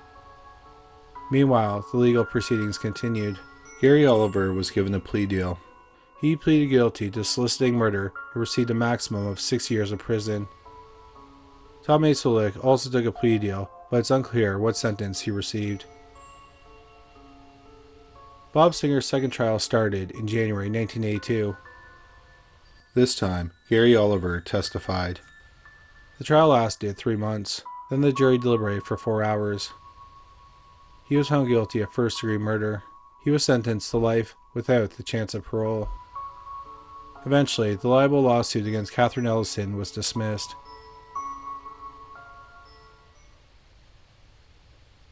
So that's it. Case closed, right? We can cue up the outro music and thank you for listening, but this is where the case gets a little bit more complicated. 4 years went by. In 1986, Bob Singer's appeals lawyer discovered handwritten love letters that his trial lawyer, William Melcher, received during his trial. They were from Bob's wife, Judy. It appears that during Bob's trials, his lawyer had been having an affair with Judy. This was a major ethics violation. When the affair happened, Bob was looking at the death penalty. The affair gave Melcher a good reason not to put up a good defense, because if Bob were to be convicted, then he'd be out of the picture. Melcher denied that the affair happened. He said that after a vasectomy in 1978, he had become impotent and uninterested in sex. He said it was a scam set up by Bob and Judy to get Bob a new trial. Melcher's wife testified, and she said that she and her husband hadn't had sex since the vasectomy. But the appeals lawyer found women who had affairs with Melcher in 1978 and 1979. Also, the lawyer confirmed that Melcher's office received the letters. So in 1990, Bob Singer's conviction was dismissed and he was granted a new trial. Instead of going to trial, he decided to make a deal. He agreed to plead guilty to murder for a sentence of 25 years to life, and he would give up the real mastermind, his wife, Judy. He claimed that Judy badgered him into killing Howard. She had threatened to leave him unless he arranged his murder. Judy wanted her former husband dead for 2 reasons. The first one was money. The second was that Howard had recently filed for full custody of the children. After Bob found out his wife had cheated on him after he had her ex-husband killed, Bob agreed to help the authorities build a case against Judy. He called her on the phone and told her that the police suspected that she had something to do with the murder. Judy didn't say anything incriminating, but the district attorney thought it was strange that she didn't deny being involved in the murder. Around the same time, Judith and Howard's eldest child, Marie, was estranged from her mother. Marie had always believed her mother had something to do with her father's murder.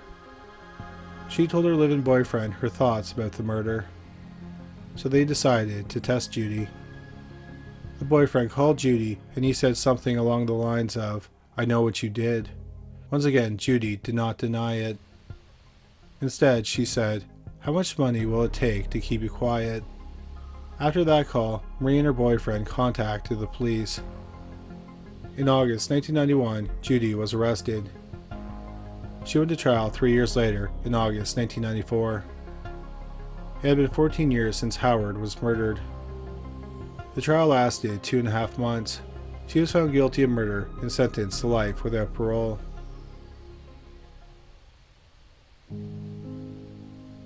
Bob Singer served 25 years in prison and was released in 2009. According to Catherine Ellison's book, Mothers and Murders, in 2019, he was living in Sacramento, California, but he was quite ill. His current status is unknown. At the time of this recording, 63-year-old Andrew Granger is serving his sentence at the R.J. Donovan Correctional Facility near San Diego, California. In November 2018, the governor commuted Judy's life without parole sentence to 27 years to life. She was paroled in October 2020 after serving 25 years of prison. She was 73 years old and she was using a wheelchair. She said she planned on moving to Ann Arbor, Michigan. Her current status is unknown. Hello, and thank you for joining us for this episode of Into the Killing. If this is your first episode, thanks for checking it out. You don't have to go back and listen to older episodes, because nearly all the episodes are self-contained. But We'd appreciate it if you went back and listened to them all. Of course, if you've been listening since the beginning, we want to say a big thank you. For this week's episode, we're going back nearly 29 years to May 1993. On May 1st, the president of Sri Lanka was assassinated by a Tamil Tiger suicide bomber. On May 10th, French painter Paul Cézanne's Les Grosses Pommes sold for $28.6 million at auction. On May 18th, the number one movie was the critically panned erotic thriller Sliver, starring Sharon Stone and William Baldwin. The number one song in America was That's the Way Love Goes by Janet Jackson. Englewood, Colorado is part of the Denver metropolitan area. It's directly south of Denver. In the early 1990s, it had a population of around 30,000 people. It was home to 5-year-old Alexander Bareilles, who went by the name Allie, her 2 brothers, and her mother. That spring, the family had moved into the Golden Nugget apartment complex. On the evening of May 18th, 1993, Allie and her brothers were playing and eating pizza in the complex's courtyard. Their mother wasn't home, and a neighbor was babysitting them. The babysitter went inside for a few minutes, and when she came back out, Allie was gone. The panicked babysitter looked around the complex for her. When she couldn't find her, she called the police. They started a door-to-door search of the complex, but they didn't find any trace of the 5-year-old girl. They did a door-to-door search of the neighborhood. Again, no trace of Allie was found. The disappearance reminded many people in the area of a kidnapping that happened 2 months earlier in March 1993. 4-year-old Michael Chandler was at a church in southeast Denver. He was in the church's nursery and he stepped outside to get a drink of water when he was kidnapped. About 15 hours later, he was found walking beside the interstate. Michael said that a big man in a truck had dropped him off. He said that the man had a mustache all over his face. Michael was in relatively good shape physically, but he was quite dirty. So people were hoping that Allie would turn up alive as well. But tragically, that didn't happen. Allie's mother Marivelle told the police that Allie needed to be found because she had severe asthma and without her medication, she would die. That information was made public, hoping that the kidnapper would release her. But the police received no information that led to the girl. The police were able to clear Marivelle and her boyfriend as suspects. They also cleared Allie's biological father as a suspect because he had an airtight alibi. 3 days after Allie went missing, the police brought a bloodhound named Yogi to the apartment complex. Humans and animals leave scent trails made from thousands of dead skin cells that we shed. Bloodhounds amazingly can smell these cells for up to a month unless severe weather sweeps them away. They can even track someone in a vehicle because skin cells come out the ventilation and exhaust systems. When Unsolved Mysteries did a segment on Allie's disappearance, Yogi's handler said, "We've even done scenarios in training where we'll put a person in a sealed trunk and they can still pick it up. His world is his nose." Yogi sniffed some clothes that Allie had recently worn and then he went to work. First, he went to Allie's apartment, and then he led the handler out of the complex and down the road. When tracking someone on foot, the scent is usually more direct, so Yogi usually follows a straight path. But when tracking someone in a car, the skin cells will spread out more, so he'll walk between the edge of the road and any buildings that might be on the side of the road.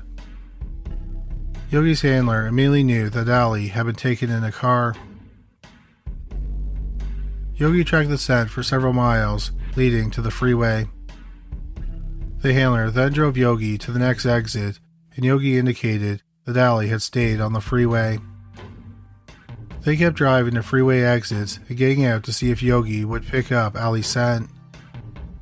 But after the third one, they thought that the kidnapper may have been traveling far away, so they decided to skip the fourth exit and stopped at the fifth.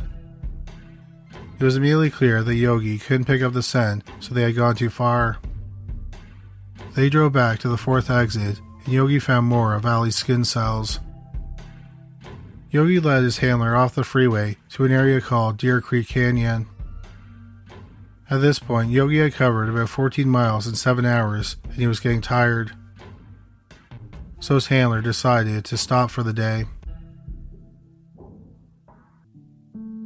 The next day, in Deer Creek Canyon, less than 2 miles from where Yogi was forced to stop, searchers discovered the dead body of 5-year-old Ali Bareilles. She had been stuffed into a green army duffel bag. The cause of death was inconclusive. The medical examiner thought that her extreme asthma had contributed to her death. The medical examiner could not determine if she had been sexually assaulted. The police had several promising leads, and they all led to one person, 33-year-old Nick Stouffer. Stouffer had lived in the same apartment complex as Ali and her family. He lived across the courtyard from where Ali was last seen playing.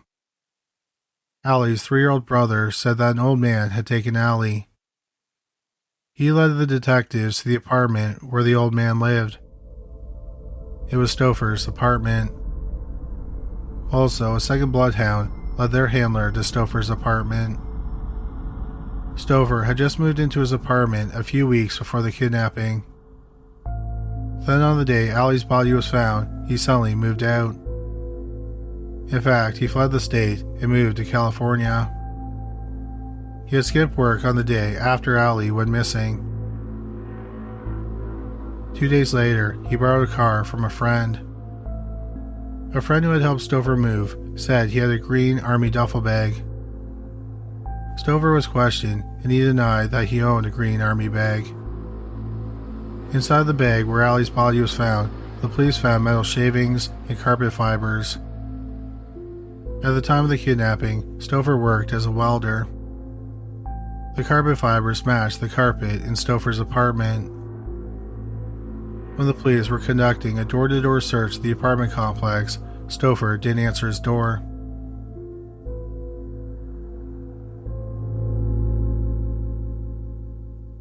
The police believe that Stouffer was inside his apartment with Ali when the officers knocked on his door.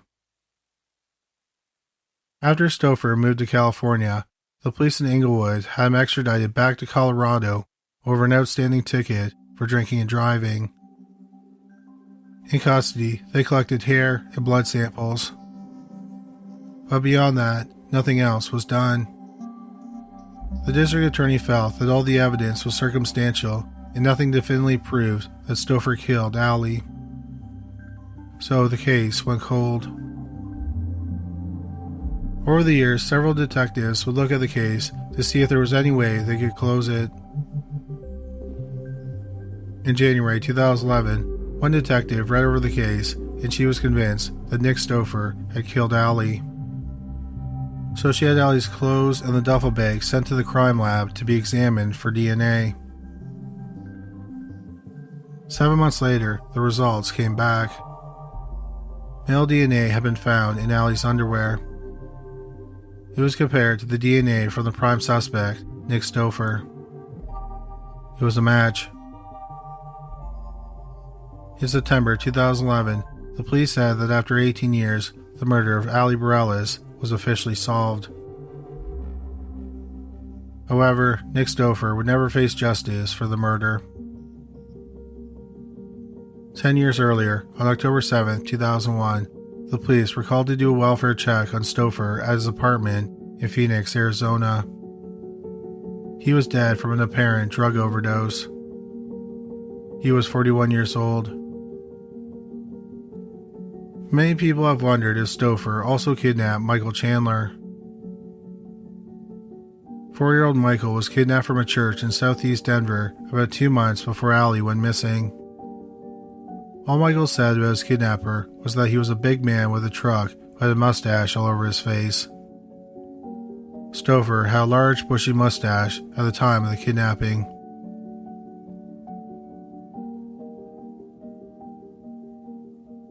Michael and his family moved away from Colorado in 2005.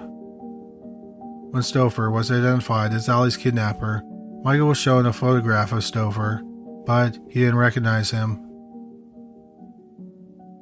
In the fall of 2011, Michael was a college senior. After graduating, he planned to start his own web marketing and design business. Michael does not talk to the media. His family still holds out hope that one day his case will be solved as well. For our next story, we're going back to December 1980. On December 1st, the cable channel Bravo launched. 3 days later, Portugal's Prime Minister was killed in a plane crash. That same day, there was a fire at the Stouffer's Inn, a Harrison, New York hotel. The hotel had several conference rooms, and that day, they were hosting several meetings. 13 of the top executives of Aero Electronics Corporation and 11 executives of Nestle USA Incorporated were killed in the blaze.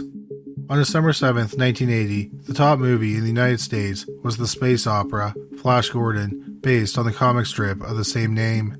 The song at the top of the Billboard charts was Lady by country megastar Kenny Rogers. The song was written by another future superstar, Lionel Richie.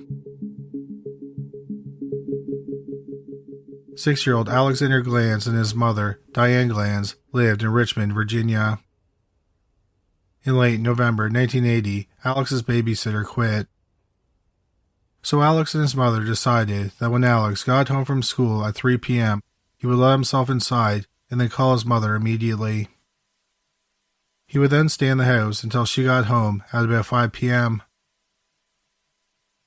On December 7th, 1980, Alex attended school and then the bus dropped him off.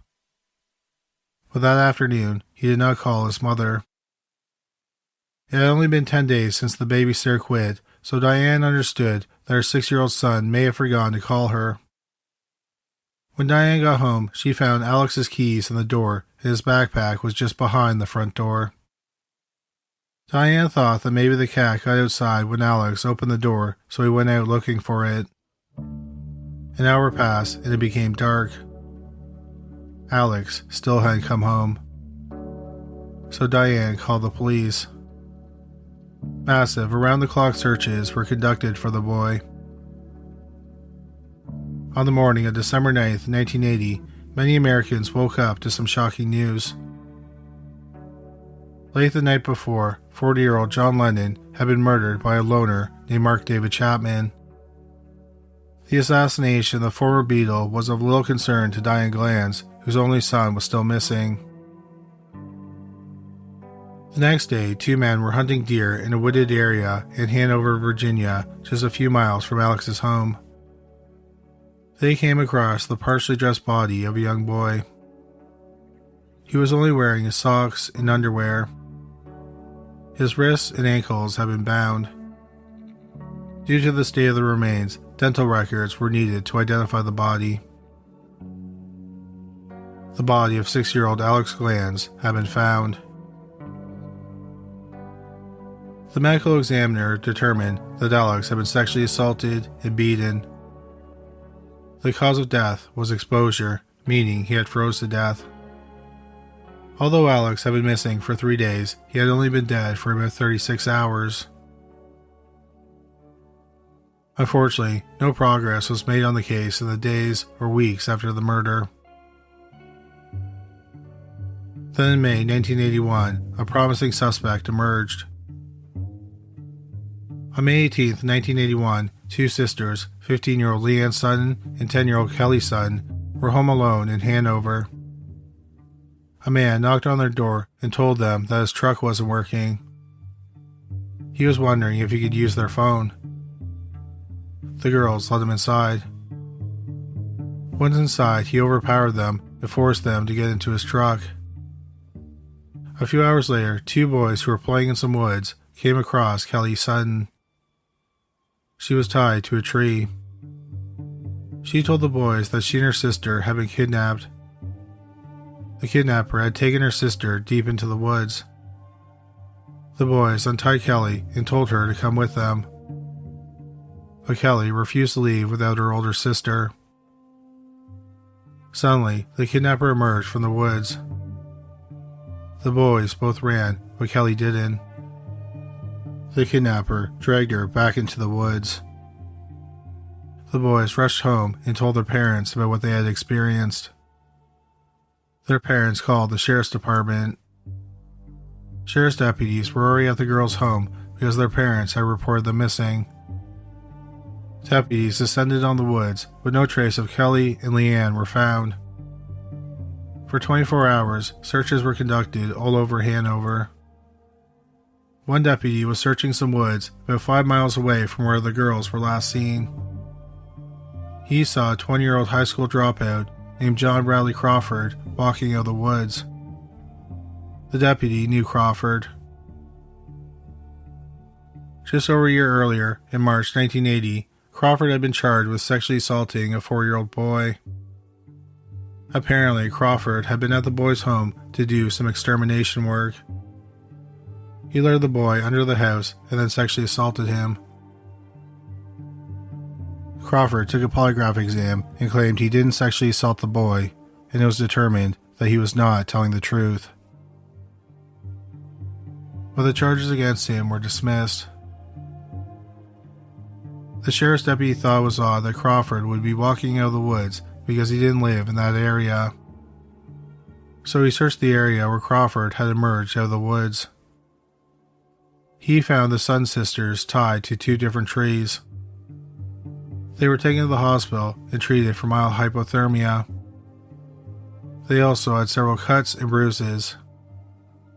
It's not believed that they were sexually assaulted. Crawford was arrested and charged with abduction with intent to defile. In 1982, he pleaded guilty and he was sentenced to 50 years in prison. The police thought that there were enough similarities between the kidnapping of the Sun sisters and Alex Glanz. They were all kidnapped from their homes. They were all taken to a wooded area where they were tied up and then abandoned. But the police were wondering if there was any connection between Crawford and Alex. It turned out that the day Alex was kidnapped, a neighbor saw a black and red pickup truck parked in their driveway. The neighbor thought it was some type of work truck. Alex's mother, Diane, rented the house.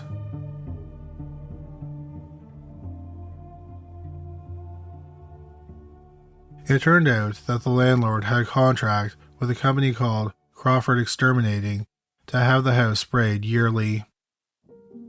The company was owned by a couple and they had a son, 20-year-old John Bradley Crawford. The company had a red and black pickup truck but had not been seen since Alex went missing. The detectives concluded that Crawford kidnapped Alex just as he got home and he dumped him in the woods or nearby field. Alex tried to crawl or hop to a nearby road to get help, but tragically, he never made it there. While the police had a promising suspect, Crawford wasn't charged with anything.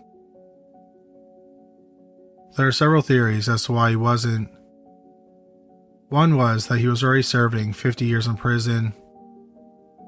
Another possibility is that Crawford's mother was good friends with the sheriff and she may have influenced him. Whatever the reason, it bothered the 2 detectives who worked on the case that no charges were brought against Crawford. Nearly 2 decades went by. Then in 2000, the 2 detectives who originally worked the case went to the new district attorney. They asked him to look at the case to see if they could have Crawford charged with Alex's murder. A few months later, the detectives asked the Hanover Cold Case Unit to investigate the case. In 2003, the District Attorney's Office and the Cold Case Unit started working together. They had the evidence sent to the crime lab. They wanted to see if they could find any DNA evidence. They also wanted to see if any of the evidence had chemicals on it that were used in the extermination industry. They also had a knot expert compare the knots used to tie up Alex and the Sun sisters. In September 2006, they felt they had enough evidence, so they charged Crawford with Alex's murder. Crawford had behaved in prison, so he had shaved off a lot of time from his sentence. When he was charged with Alex's murder, he was just 22 days shy of being released for kidnapping the Sun sisters. John Crawford went to trial in March 2007. None of his DNA was found on Alex. Instead, the basis of the prosecution's case was that he kidnapped the Sun sisters. The kidnapping was so similar to Alex's kidnapping that it had to be committed by the same person. A non-expert said that the same knots were used when tying up Alex and the Suttons. Also, chemicals that Crawford's family's business used were found on the clothes and the ligatures of all three victims. The trial ended in a mistrial because the jury couldn't reach a unanimous decision. Crawford went to trial again a year later in March 2008. Once again, it ended in a hung jury. Crawford went to trial for a third time in November 2008. The jury deliberated for 6 hours over 2 days. This time they found Crawford guilty of first-degree murder and abduction with intent to defile. The jury recommended terms of 35 years for each conviction. The conviction came down just a day shy of the 28th anniversary of the day that Alex's body was found. In February 2009, the judge accepted the jury's recommendation and sentenced 47-year-old Crawford to 70 years in prison. At the time of this recording, 61-year-old John Bradley Crawford is serving his sentence at the Buckingham Correctional Center in Buckingham County, Virginia. His projected release date is May 2042. If he lives that long, he'll be 81 years old.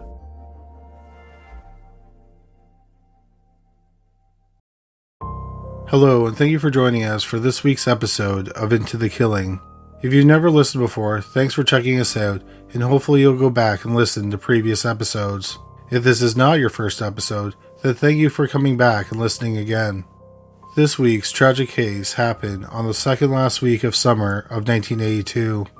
That summer, a man broke into Buckingham Palace and made it into the Queen's bedroom. The Queen was in bed at the time. Italy defeated West Germany to win the FIFA World Cup. The first CDs were manufactured, and the newspaper USA Today was founded. The last week of summer, the top song on the Billboard chart was Abracadabra by the Steve Miller Band. The top movie at the box office was Steven Spielberg's classic E.T. the Extraterrestrial. It was its 16th non-consecutive week at the number 1 spot.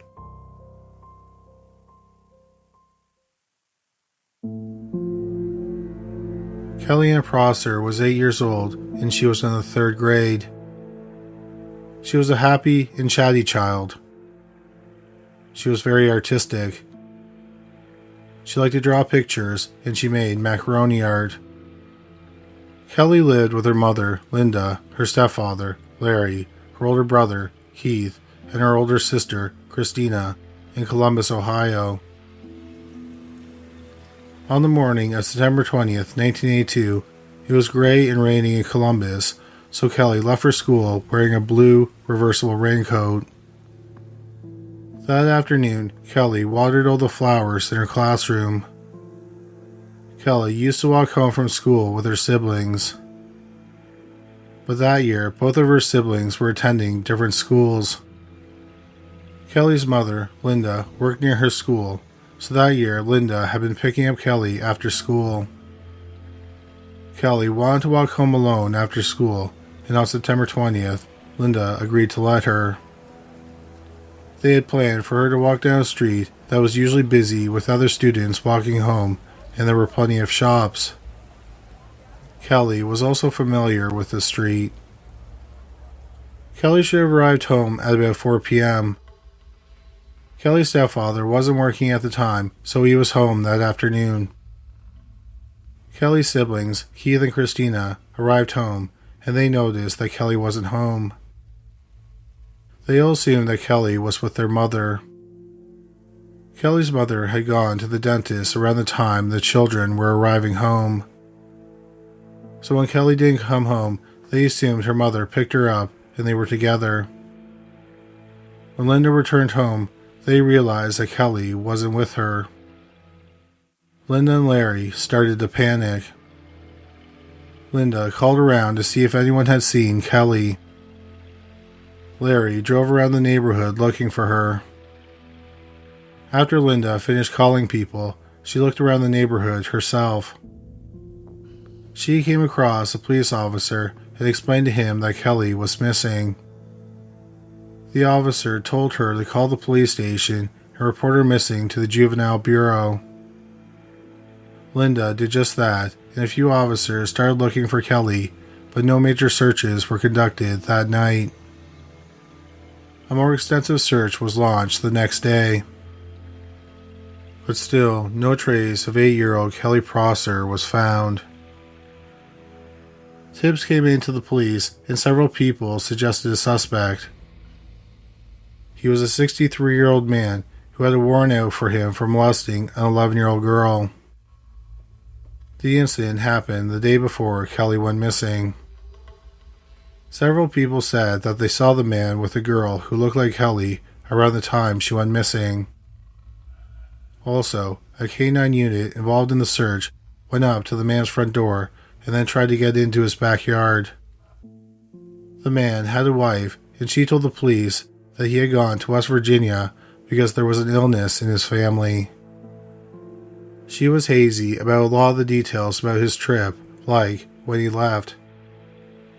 She thought he left the night before or the morning before Kelly went missing. She also didn't know exactly where he went in West Virginia. The police talked to the man's daughter, and she said that he had been with her until about 5 p.m. on the day Kelly vanished. The police thought it was suspicious that the man would pick up and leave town around the same time that Kelly vanished.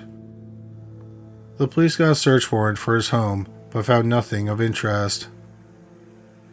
Around 8:30 p.m. on the night after Kelly went missing, a young woman called the police.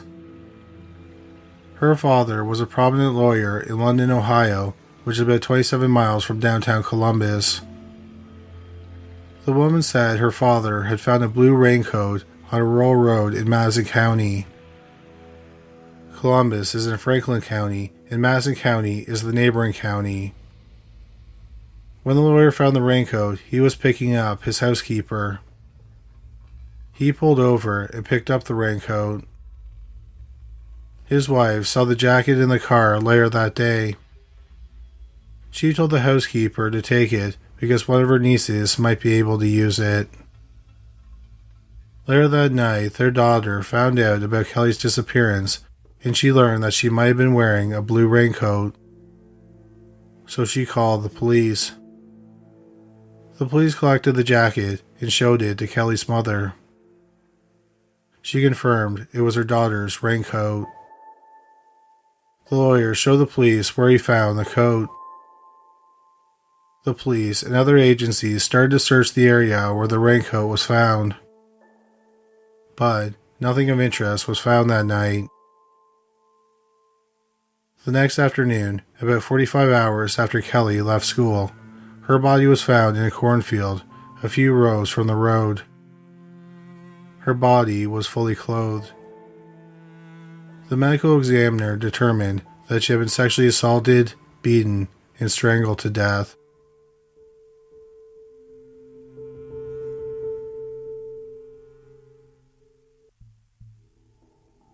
The day after the body was found, the only suspect in the case returned from West Virginia, and he turned himself in. The police searched his car, and they found nothing incriminating. The man was questioned, and he was adamant that he was in West Virginia when Kelly was killed.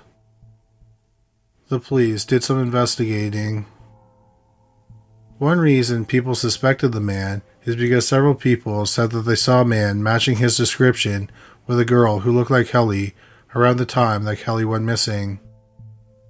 But a man had called in, and he said that the witnesses most likely saw him with his granddaughter. He was walking on the same street Kelly would have been walking on around the time that Kelly was kidnapped.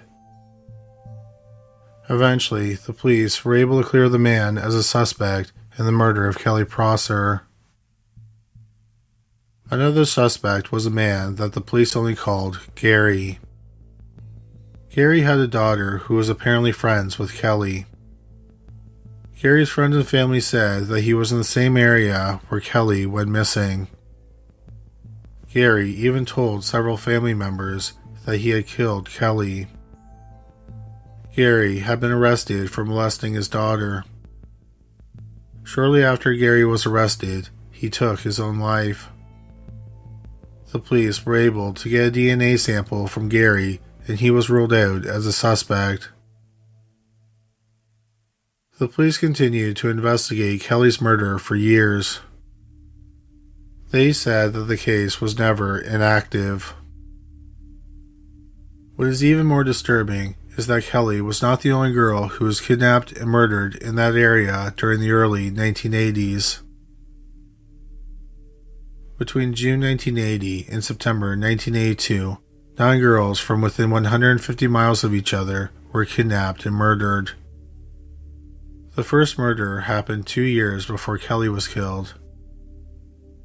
On June 3, 1980, 8-year-old Asenath Ducott went missing as she was walking home from school in Upper Arlington, Ohio.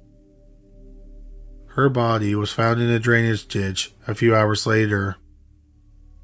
She had died from blunt force trauma to the head. 10 days later, 8-year-old Tiffany Papish vanished from Maple Heights, which is a suburb of Cleveland, Ohio. She has never been found dead or alive.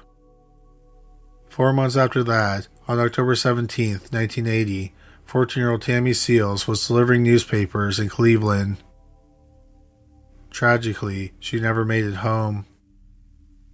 Her nude body was found months later in February 1981 in an abandoned house. She had been bound and raped. She was either strangled or suffocated. 9 months later, on July 22, 1981, 14-year-old Joanne Hebert was using a payphone outside of a grocery store in Dublin, Ohio. The store was about a mile from her home. When she didn't come home, her family reported her missing. Joanne's body was found just over 2 months later by a hunter in a wooded area. She died from blunt force trauma to the head. On October 12, 1981, 9-year-old Demita Sullivan went missing while walking in Akron, Ohio. Her body was found in a shallow grave 6 months later in April 1982, about a block from her home. A cause of death could not be determined. Just weeks after Demita vanished, 12-year-old Tina Marie Harmon disappeared while walking home in Creston, Ohio. Her body was found 5 days later. She had been sexually assaulted and strangled to death. Nearly 9 months later, on July 17, 1982, Krista Harrison was seen getting pulled into a car in Marshallville, Ohio. Her body was found 6 days later. She had been sexually assaulted and strangled to death. 2 months later, Kelly Prosser was kidnapped and strangled to death. Finally, 9 days later, on September 29, 1982, Dawn Marie Hendershot went missing while walking home in Massillon, Ohio. With so many girls of similar age being killed and disappearing, could the murders and the disappearances be the work of a serial killer or serial killers? Slowly, over the years, some of the murders were solved. The first one to be solved was the last one that was committed. Dawn Marie Hendershot vanished while walking home on September 29, 1982. Her body was found 3 days later in a wooded area. She had been strangled, suffocated, and shot in the back. A neighbor who lived across the street, 28-year-old Donald Lee Maurer, had confessed to the murder, and he was the one who led the investigators to the body. In March 1983, Maurer was convicted of killing her. He was sentenced to death. But in 1991, Maurer's death sentence was commuted to life in prison. The police investigated Maurer to see if he committed the other murders, but they found no evidence that he was involved. In June 1981, a 24-year-old stockroom worker named Orlando Morales was convicted of killing 14-year-old Tammy Seals. Tammy had gone missing in October 1980 and was found dead in an abandoned house. Morales was given 2 life sentences. His conviction was highly controversial because there was no physical evidence that connected him to the murder. He was convicted based off the testimony of a jailhouse snitch. Many people believe he is innocent, and the Ohio Innocence Project has been supporting him for years. But yet, he remains behind bars. In 1983, a man named Brandon Lee Flagner confessed to the murder of Tiffany Papish while he was in prison in Texas, serving time for molestation and burglary. Flagner was convicted of the murder in June 1985, 5 years after Tiffany disappeared. He was sentenced to life in prison. Tiffany's remains have never been found.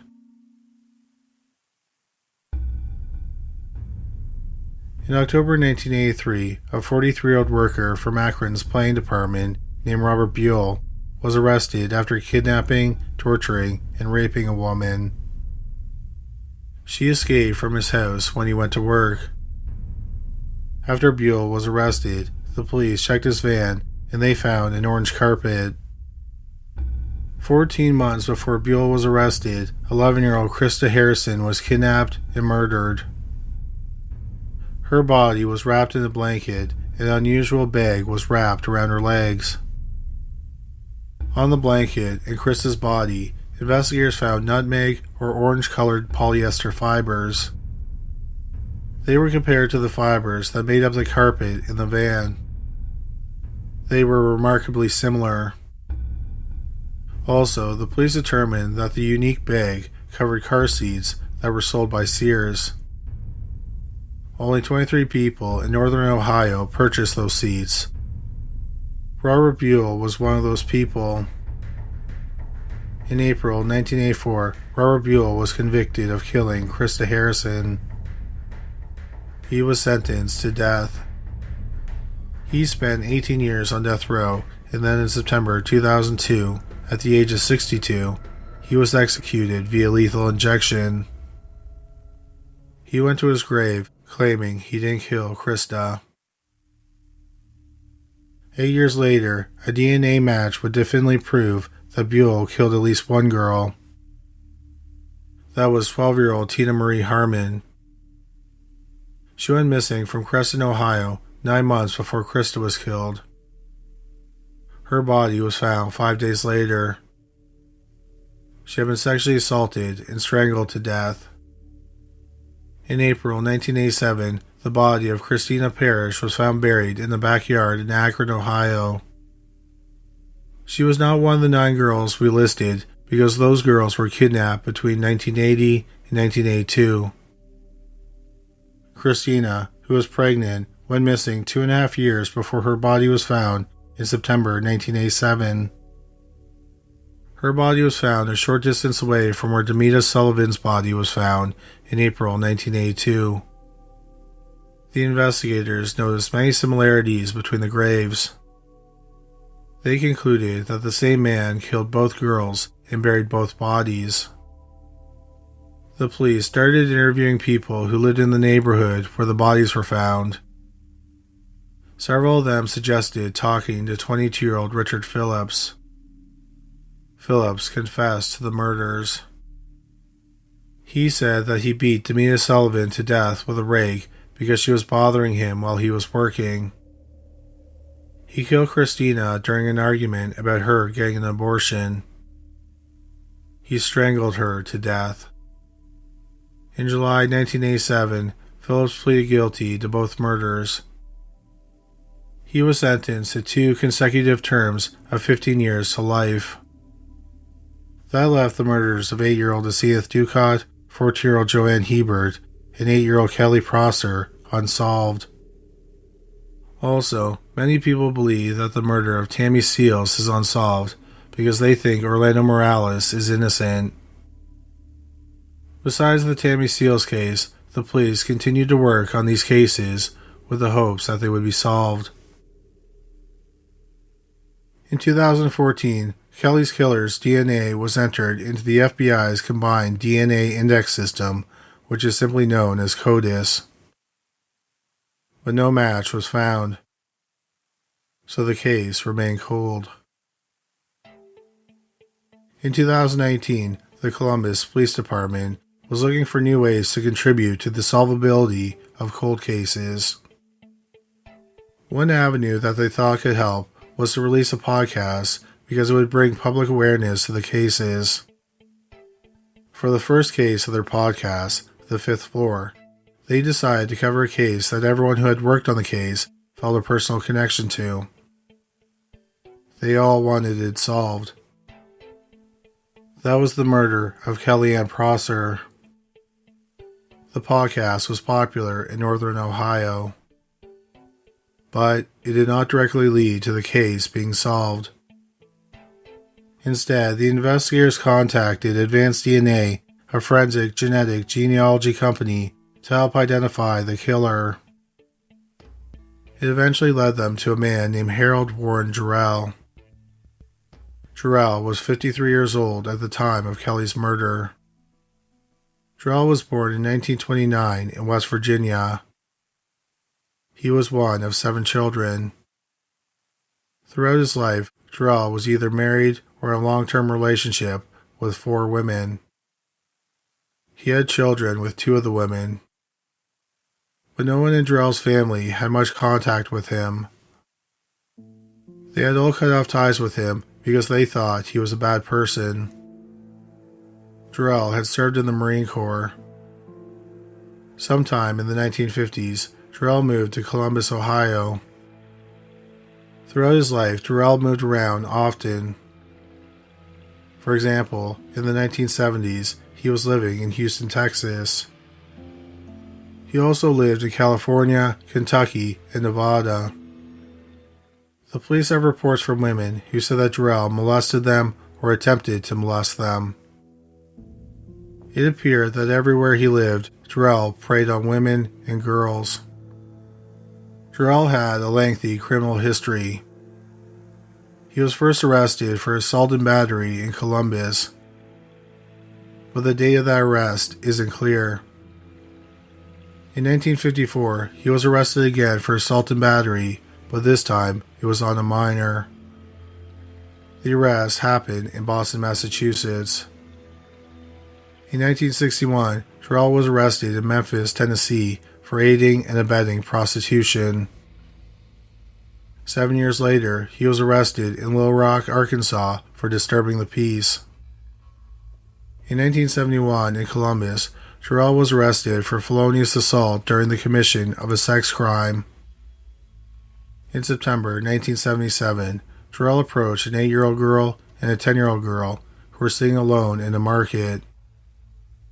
He offered them money if they would help him hand out flyers. The 8-year-old agreed, and she went with Jarrell to his car. In the car, Jarrell sexually assaulted her.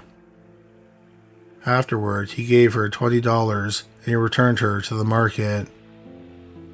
The crime was reported, and days later, the girl picked Jarrell out of the lineup. In May 1978, Jarrell was convicted of gross sexual imposition instead of rape. He was sentenced to 2 to 5 years of prison. He was released in January 1982, about 8 months before Kelly's murder. Jarrell had not been a serious person of interest or a suspect at the time. But in 2014, an anonymous person called Crime Stoppers and suggested him as a suspect. The detective assigned to the case investigated the lead, but he didn't have much luck. Also, the name that the tipster gave was incorrect. They said that the man's name was Warren Jarrell's with an S at the end. Kelly's family had never heard of Harold Warren Jarrell, so the police believe it was a stranger abduction. Jarrell couldn't face justice for what he did to Kelly because he died in August 1996 in Las Vegas, Nevada. He was 67 years old. Nevertheless, after 38 years, the police consider the murder of Kellyanne Prosser solved. The police think that Harold Warren Jarrell may have committed other murders, but so far, they have not been able to connect him to any other murders. Kellyanne Prosser's family released a statement. In part, it reads, "Our family has spent many long years waiting for Kellyanne's murder to be solved. But Kelly's family is not unique. Those who have suffered the murder of their loved one knows how devastating waiting for answers can be.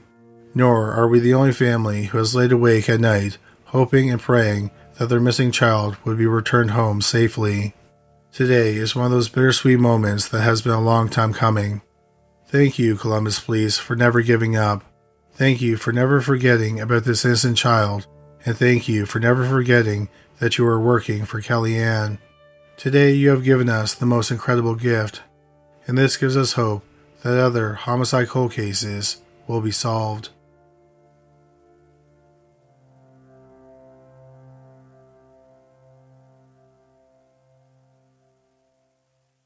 Hello, and thanks for joining us for this week's episode of Into the Killing. As we usually mention at the beginning of most episodes, we want to know if you have any cases to suggest for Into the Killing. We're also looking for stories about the supernatural for our YouTube channel, Paranormally Listed. And if you have some wild true crime stories, we'd love to hear about them for our YouTube channel, Criminally Listed. You can suggest cases for both channels and the podcast by visiting our website, criminallylisted.com. Then click on the Suggest a Case page. For this episode, we're going back to early 1979. On January 12, 1979, one of the serial killers known as the Hillside Stranglers, Kenneth Bianchi, was arrested in Bellingham, Washington. Between October 1977 and February 1978, Bianchi and his cousin, Angelo Bono, raped and murdered at least 10 young women and girls in the Los Angeles, California area. Bianchi murdered 2 other women in early 1979 in Bellingham, which led to his arrest. Bianchi was ultimately sentenced to life in prison with a chance of parole. Angelo Bono was sentenced to life without the chance of parole. Bono died in prison in 2002. Bianchi is currently serving his sentence at the Washington State Penitentiary in Walla Walla, Washington. He's applied for parole several times, but he's been denied each time. He can apply for parole again in 2025 when he'll be 74 years old. On January 16, 1979, Life on Earth, A Natural History by David Attenborough debuted on the BBC. The 13-part nature documentary series was made from hundreds of hours of footage and narrated by Attenborough. The series was considered revolutionary and it was incredibly popular. It's estimated that over 500 million people viewed the series. Attenborough went on to present several other highly acclaimed natural history documentary series, such as the Planet Earth franchise and The Blue Planet. On Monday, January 29, 1979, students were waiting outside the gates of Grover Cleveland Elementary School in San Diego, California. They were waiting for the principal to open the gates to the school grounds. Suddenly, gunshots rang out. 9-year-old Cam Miller was shot first. 53-year-old principal Bern Regg and 56-year-old custodian Mike Schur were shot while trying to protect the children. 28-year-old police officer Robert Robb arrived on the scene and he was also shot. It was determined that the shooter was inside the house across the road from the school. They had barricaded themselves inside the house. What shocked many people was that it was a 16-year-old girl named Brenda Spencer. A reporter supposedly started calling random houses in the neighborhood looking for the shooter. She spoke to Spencer and asked her why she did it. She allegedly said, "I don't like Mondays. This livens up the day." Spencer was arrested after several hours. Her shooting spree left 2 people dead, 53-year-old principal Bern Regg and 56-year-old custodian Mike Schur, and 9 people, including 8 children, were injured. Spencer pleaded guilty to 2 counts of second-degree murder, and she was sentenced to life, with a chance of parole after 25 years. Spencer has been denied parole several times. Like Kenneth Bianchi, she'll be able to apply for parole again in 2025, when she'll be 64. She is currently serving her sentence at the California Institution for Women in Chino, California. On January 31st, 1979, the #1 movie was Richard Donner's Superman. The #1 song was "Lay Freak" by Chick.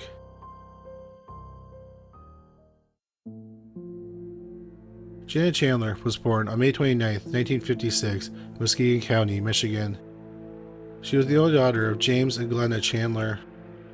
She had two brothers, James Jr. and Dennis. The Chandlers were conservative Christians. Janet was an active member of the church, and she sang in the choir. In middle school, she worked part-time at a daycare center, but Janet's true love was singing. When she sang at home, neighbors gathered outside her window to listen to her sing. On her application to Muskegon County Community College, she wrote, "My goals are first to acquire what God wants for me. His desire for me is to acquire my bachelor's degree in music vocal education, then my master's degree. I hope to teach in a private, probably Christian school, and to also work in theater, in opera." She was accepted into the school and majored in music. Some of the instructors thought that Janet had problems at school. They didn't think she had many friends, and she didn't get good marks.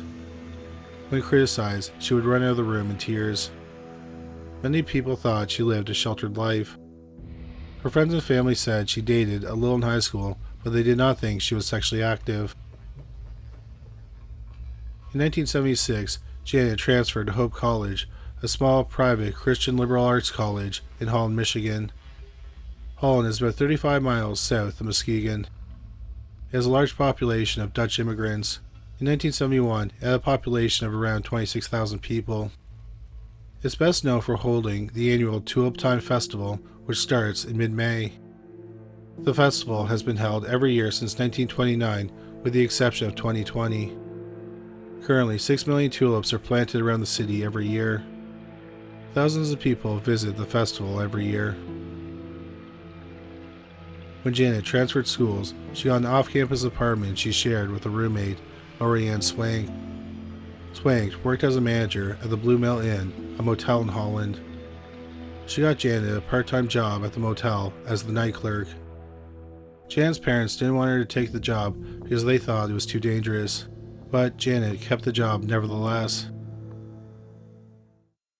We're just going to take a short break from this episode to bring you a word from our amazing sponsor, Babbel.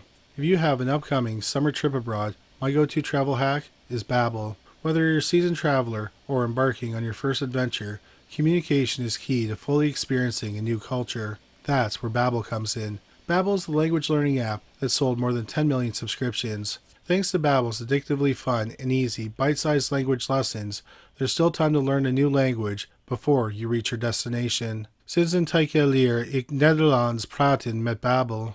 That means, for a while now, I've been learning to speak Dutch with Babbel. I'm feeling so confident in my Dutch skills that I can't wait to visit Amsterdam. This is amazing to me because I took French for over 10 years in school and I can't speak a sentence. Because of my experience with French, I was hesitant to try Babbel. But they said I could start speaking a new language in just 3 weeks. Plus, it wasn't a major time commitment. Their lessons only take about 10 minutes to complete. Their method is scientifically proven to be effective. After 3 weeks of using Babbel, I was a believer. Ik kan nog steeds niet geloven dat ik Nederlands spreek. That means I can't believe I speak Dutch.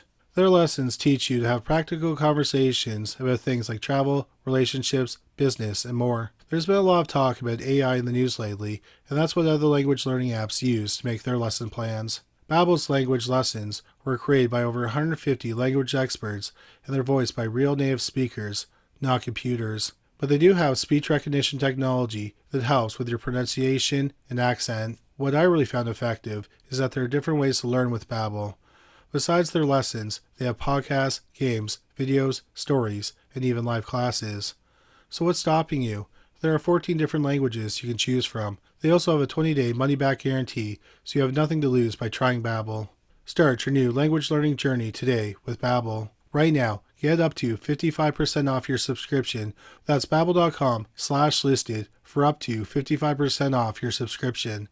Babbel, language for life. In 1979, it was a tumultuous time in the normally tranquil city of Holland. In Holland, there was a Chemetron paint plant. The workers were striking, and the Teamsters brought in experienced strikers from Detroit to beef up the picket lines. In response, Chemetron hired security guards to protect workers who wanted to cross the picket lines. Many of these security guards stayed at the motel.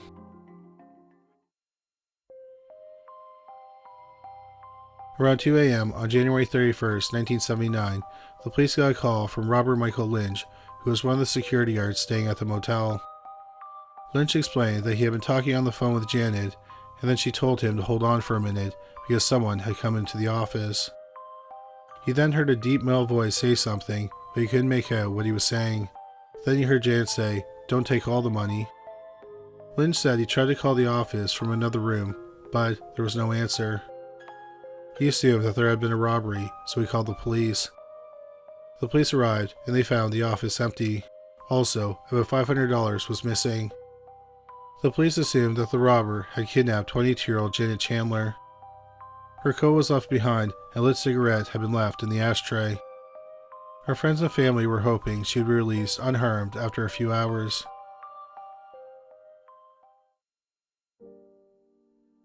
Tragically, about 24 hours later, her body was found by a snowplow driver. The man was clearing a highway near South Haven, Michigan, about 30 miles from the motel. He noticed tire tracks in the snow on the median leading into a wooded area. It was snowing heavily and the tire tracks were fresh. He thought it was odd, so he followed the tracks into the wooded area. He saw an arm and part of a torso sticking out of some snow. The body was identified as 22-year-old Janet Chandler. The medical examiner determined she had been strangled to death. Before she was killed, she had been raped, or at least had been involved in some type of sexual activity. Then her nude body was buried in the snow.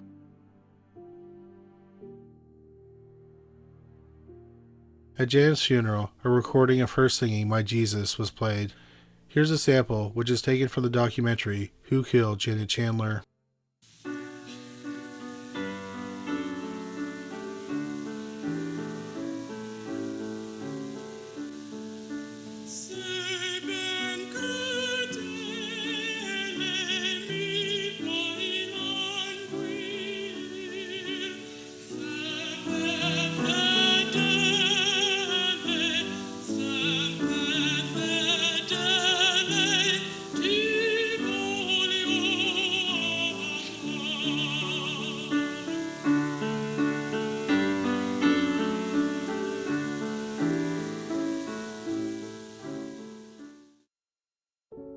The police interviewed people who were staying at the motel. Witnesses said that they saw Janet being put into a Jeep. A GMC Jimmy had been stolen near the hotel recently. It was a four-wheel drive vehicle. But oddly, the tire tracks in the snow near the body did not match a Jimmy. Instead, they were from a car. Something else that the police and motel officials found odd was how did the killer get into the office? The door was always locked at night, and the clerk would unlock it by pressing a button behind the desk. The button appeared to be in working order. Another surprising element emerged from the interviews. Before moving to Holland, Janet had been considered naive and conservative. But at the motel, she had developed intimate relationships with several men. The police developed about half a dozen suspects, but there was insufficient evidence to charge anyone. Then the strike ended and the security guards left the motel. Janet's roommate and boss, Lorianne Swank, moved out of town shortly after her murder. The Janet Chandler's murder went colder than the night she went missing.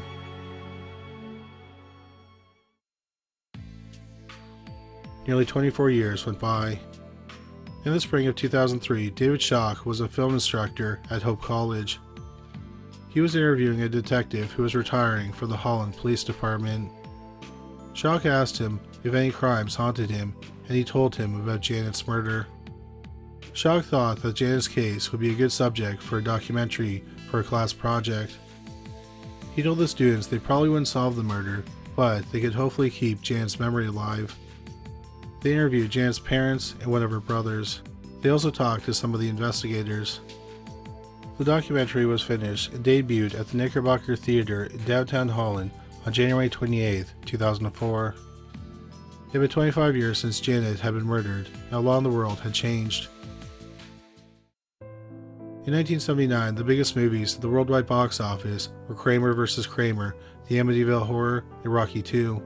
The three biggest singles were My Sharona by The Knack, Bad Girls by Donna Summer, and The Freak by Chick.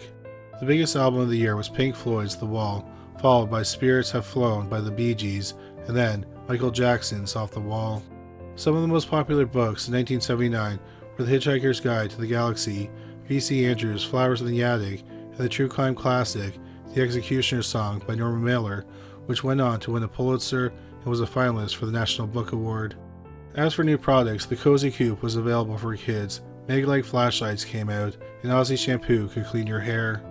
For snacks and beverages, you could buy the soft drink Mellow Yellow, Hubba Bubba Gum was new, and Ring Pops were making people's fingers sticky for the first time. 25 years later, in 2004, the three top movies were all sequels. They were Shrek 2, Harry Potter and the Prisoner of Azkaban, and Spider-Man 2. Usher had a massive year in 2004. He had the top two songs, Yeah, featuring Lil Jon and Ludacris, and second was Burn. Number 3 was the soulful If I Ain't Got You by Alicia Keys. With the two biggest singles of the year, it shouldn't be a surprise that Usher had the biggest album of the year. Confessions is his fourth studio album. The second best-selling album was Green Day's American Idiot, and that was Guns N' Roses' Greatest Hits. Popular books released in 2004 were Jodi Picoult's My Sister's Keeper, Alexander Hamilton by Ron Chernow, which is the basis for the mega-hit Broadway musical Hamilton, and the first book in the Dexter series, Darkly Dreaming Dexter by Jeff Lindsay. In 2004, Facebook went live. You could buy the PlayStation Portable and the iPod Mini. In 2004, Burger King released their Burger Shots, which were sliders. You could drink Diet Coke with lime, and if you need a pick-me-up, Crunk energy drinks were available. At the screening of Who Killed Janet Chandler was Holland's police chief, John A. Kurthoff. Kurthoff had been on the police force when Janet was murdered and had a minor role in the investigation. While the students were working on the documentary, Kurthoff began the process of reopening the case. Between April and June 2004, 4 investigators went over the case file. They also talked to Janet's friends and family. 2 very different images of Janet emerged. To her family and most of her friends, she was conservative, innocent, and sexually inexperienced. But Janet had a wild streak that most people didn't know about. In her first year of university, Janet lost her virginity to a middle-aged man. They had an affair for about a year. She would sneak him into her family's home twice a week to have sex. The cold case investigators were able to track down Lorianne Swank. Swank was Janet's roommate and the manager at the motel. In 2004, Swank was a nursing assistant at a hospital in Escopec, Pennsylvania. She told investigators that Janet had sex with several security guards who stayed at the motel. The investigators thought that one of the guards who might be helpful was Robert Michael Lynch. He was the one who called 911 on the night Janet went missing. Lynch was 39 at the time of the murder. This made him a bit older than the other guards. When the police tracked him down, it was early 2005. He was living in Three Oaks, Michigan, which is about 80 miles from Holland. He and his wife had opened a beauty school, and they were successful. He had a grown son and a daughter.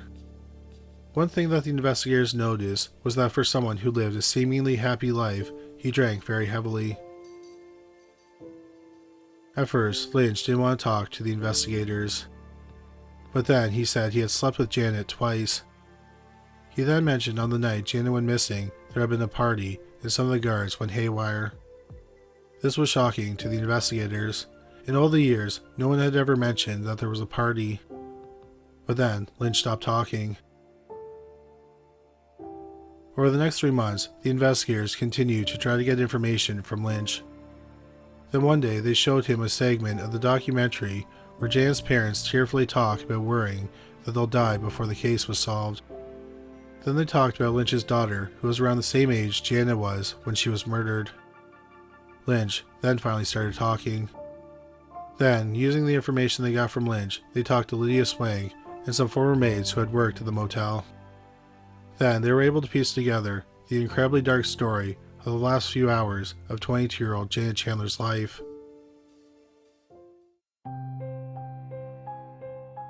Essentially, many people at the motel, including the staff and the security guards, were angry at Janet for sleeping around.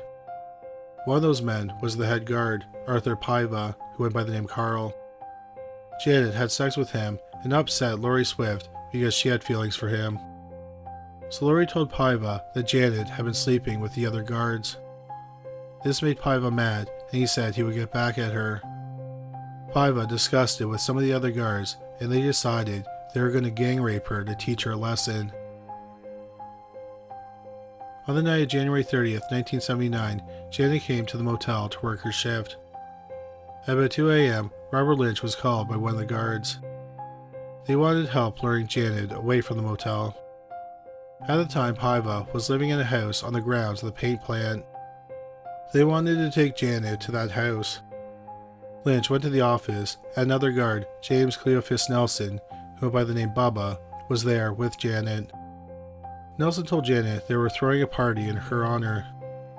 They were able to wrap gauze around her eyes. Then they put duct tape around the gauze. Nelson led her out to his vehicle. Lynch didn't follow him. Instead, he called the police and told them the made-up story about being on the phone with Janet and hearing her being robbed. After talking to the police, he went to bed. The next morning, he went to work. When he finished at 6 p.m., he went to the house where Paiva was staying. About 15 to 20 people were there. At least 4 security guards were there: Bubba Nelson, Freddie Bass Parker, Anthony Williams, and Carl Paiva. Other people who were in attendance were Lori Swank and several maids from the motel. Janet was sitting on the couch. Her hands were handcuffed in front of her. Lynch thought she looked drugged, but no drugs were found in her system. It's never been clear what happened to Janet during the day. Lynch said that when he got there, he had a few drinks. Then Janet was blindfolded, and a belt was put around her neck. She was led into one of the bedrooms. A lot of the people in the party followed. Then about half a dozen men took turns raping her, beating her, and pulling on the belt around her neck. Someone poured hot wax on her body, and others poured alcohol down her throat. Several of the women, including Lori Swank, watched the gang rape and cheered on the rapist. They were all angry with Janet because she had slept with their boyfriends or men they were interested in. A guard who didn't take part in the gang rape photographed it. One of the men who raped Janet was Robert Lynch. He was also the one who strangled her to death. Once Janet was dead, the party ended quickly. The guards attempted to clean up the body. Then Lynch was the one who dumped the body. The women who watched the gang rape and murder said that they never came forward because the men had threatened to kill them.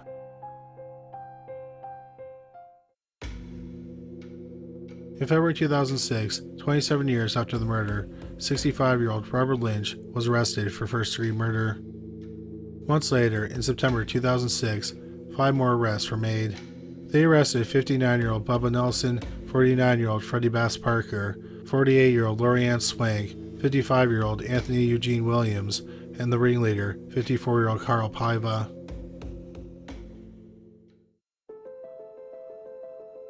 In December 2006, 67-year-old Robert Lynch pleaded guilty to second-degree murder. He was sentenced to 25 to 40 years of prison.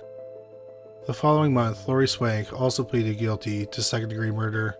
She was sentenced to 10 to 20 years of prison. Both agreed to testify against the other 4 men. They went to trial in October 2007. 2 former maids testified that they saw the men gang rape and abuse Janet. The guard who took the photos also testified. He said that Paiva ordered him to take the photos. He took photos of nearly everyone who was involved in the rape and murder with a belt in their hands. Paiva then kept the photos hidden. He told everyone to keep quiet about the murder, or he would use the photos to bring everyone down. The photos were never found. The trial lasted about 3 weeks. Bubba Nelson, Freddie Bass Parker, and Anthony Williams were all found guilty of second-degree murder. Carl Paiva was found guilty of first-degree murder. In December 2007, all 4 men were sentenced to life without the chance of parole.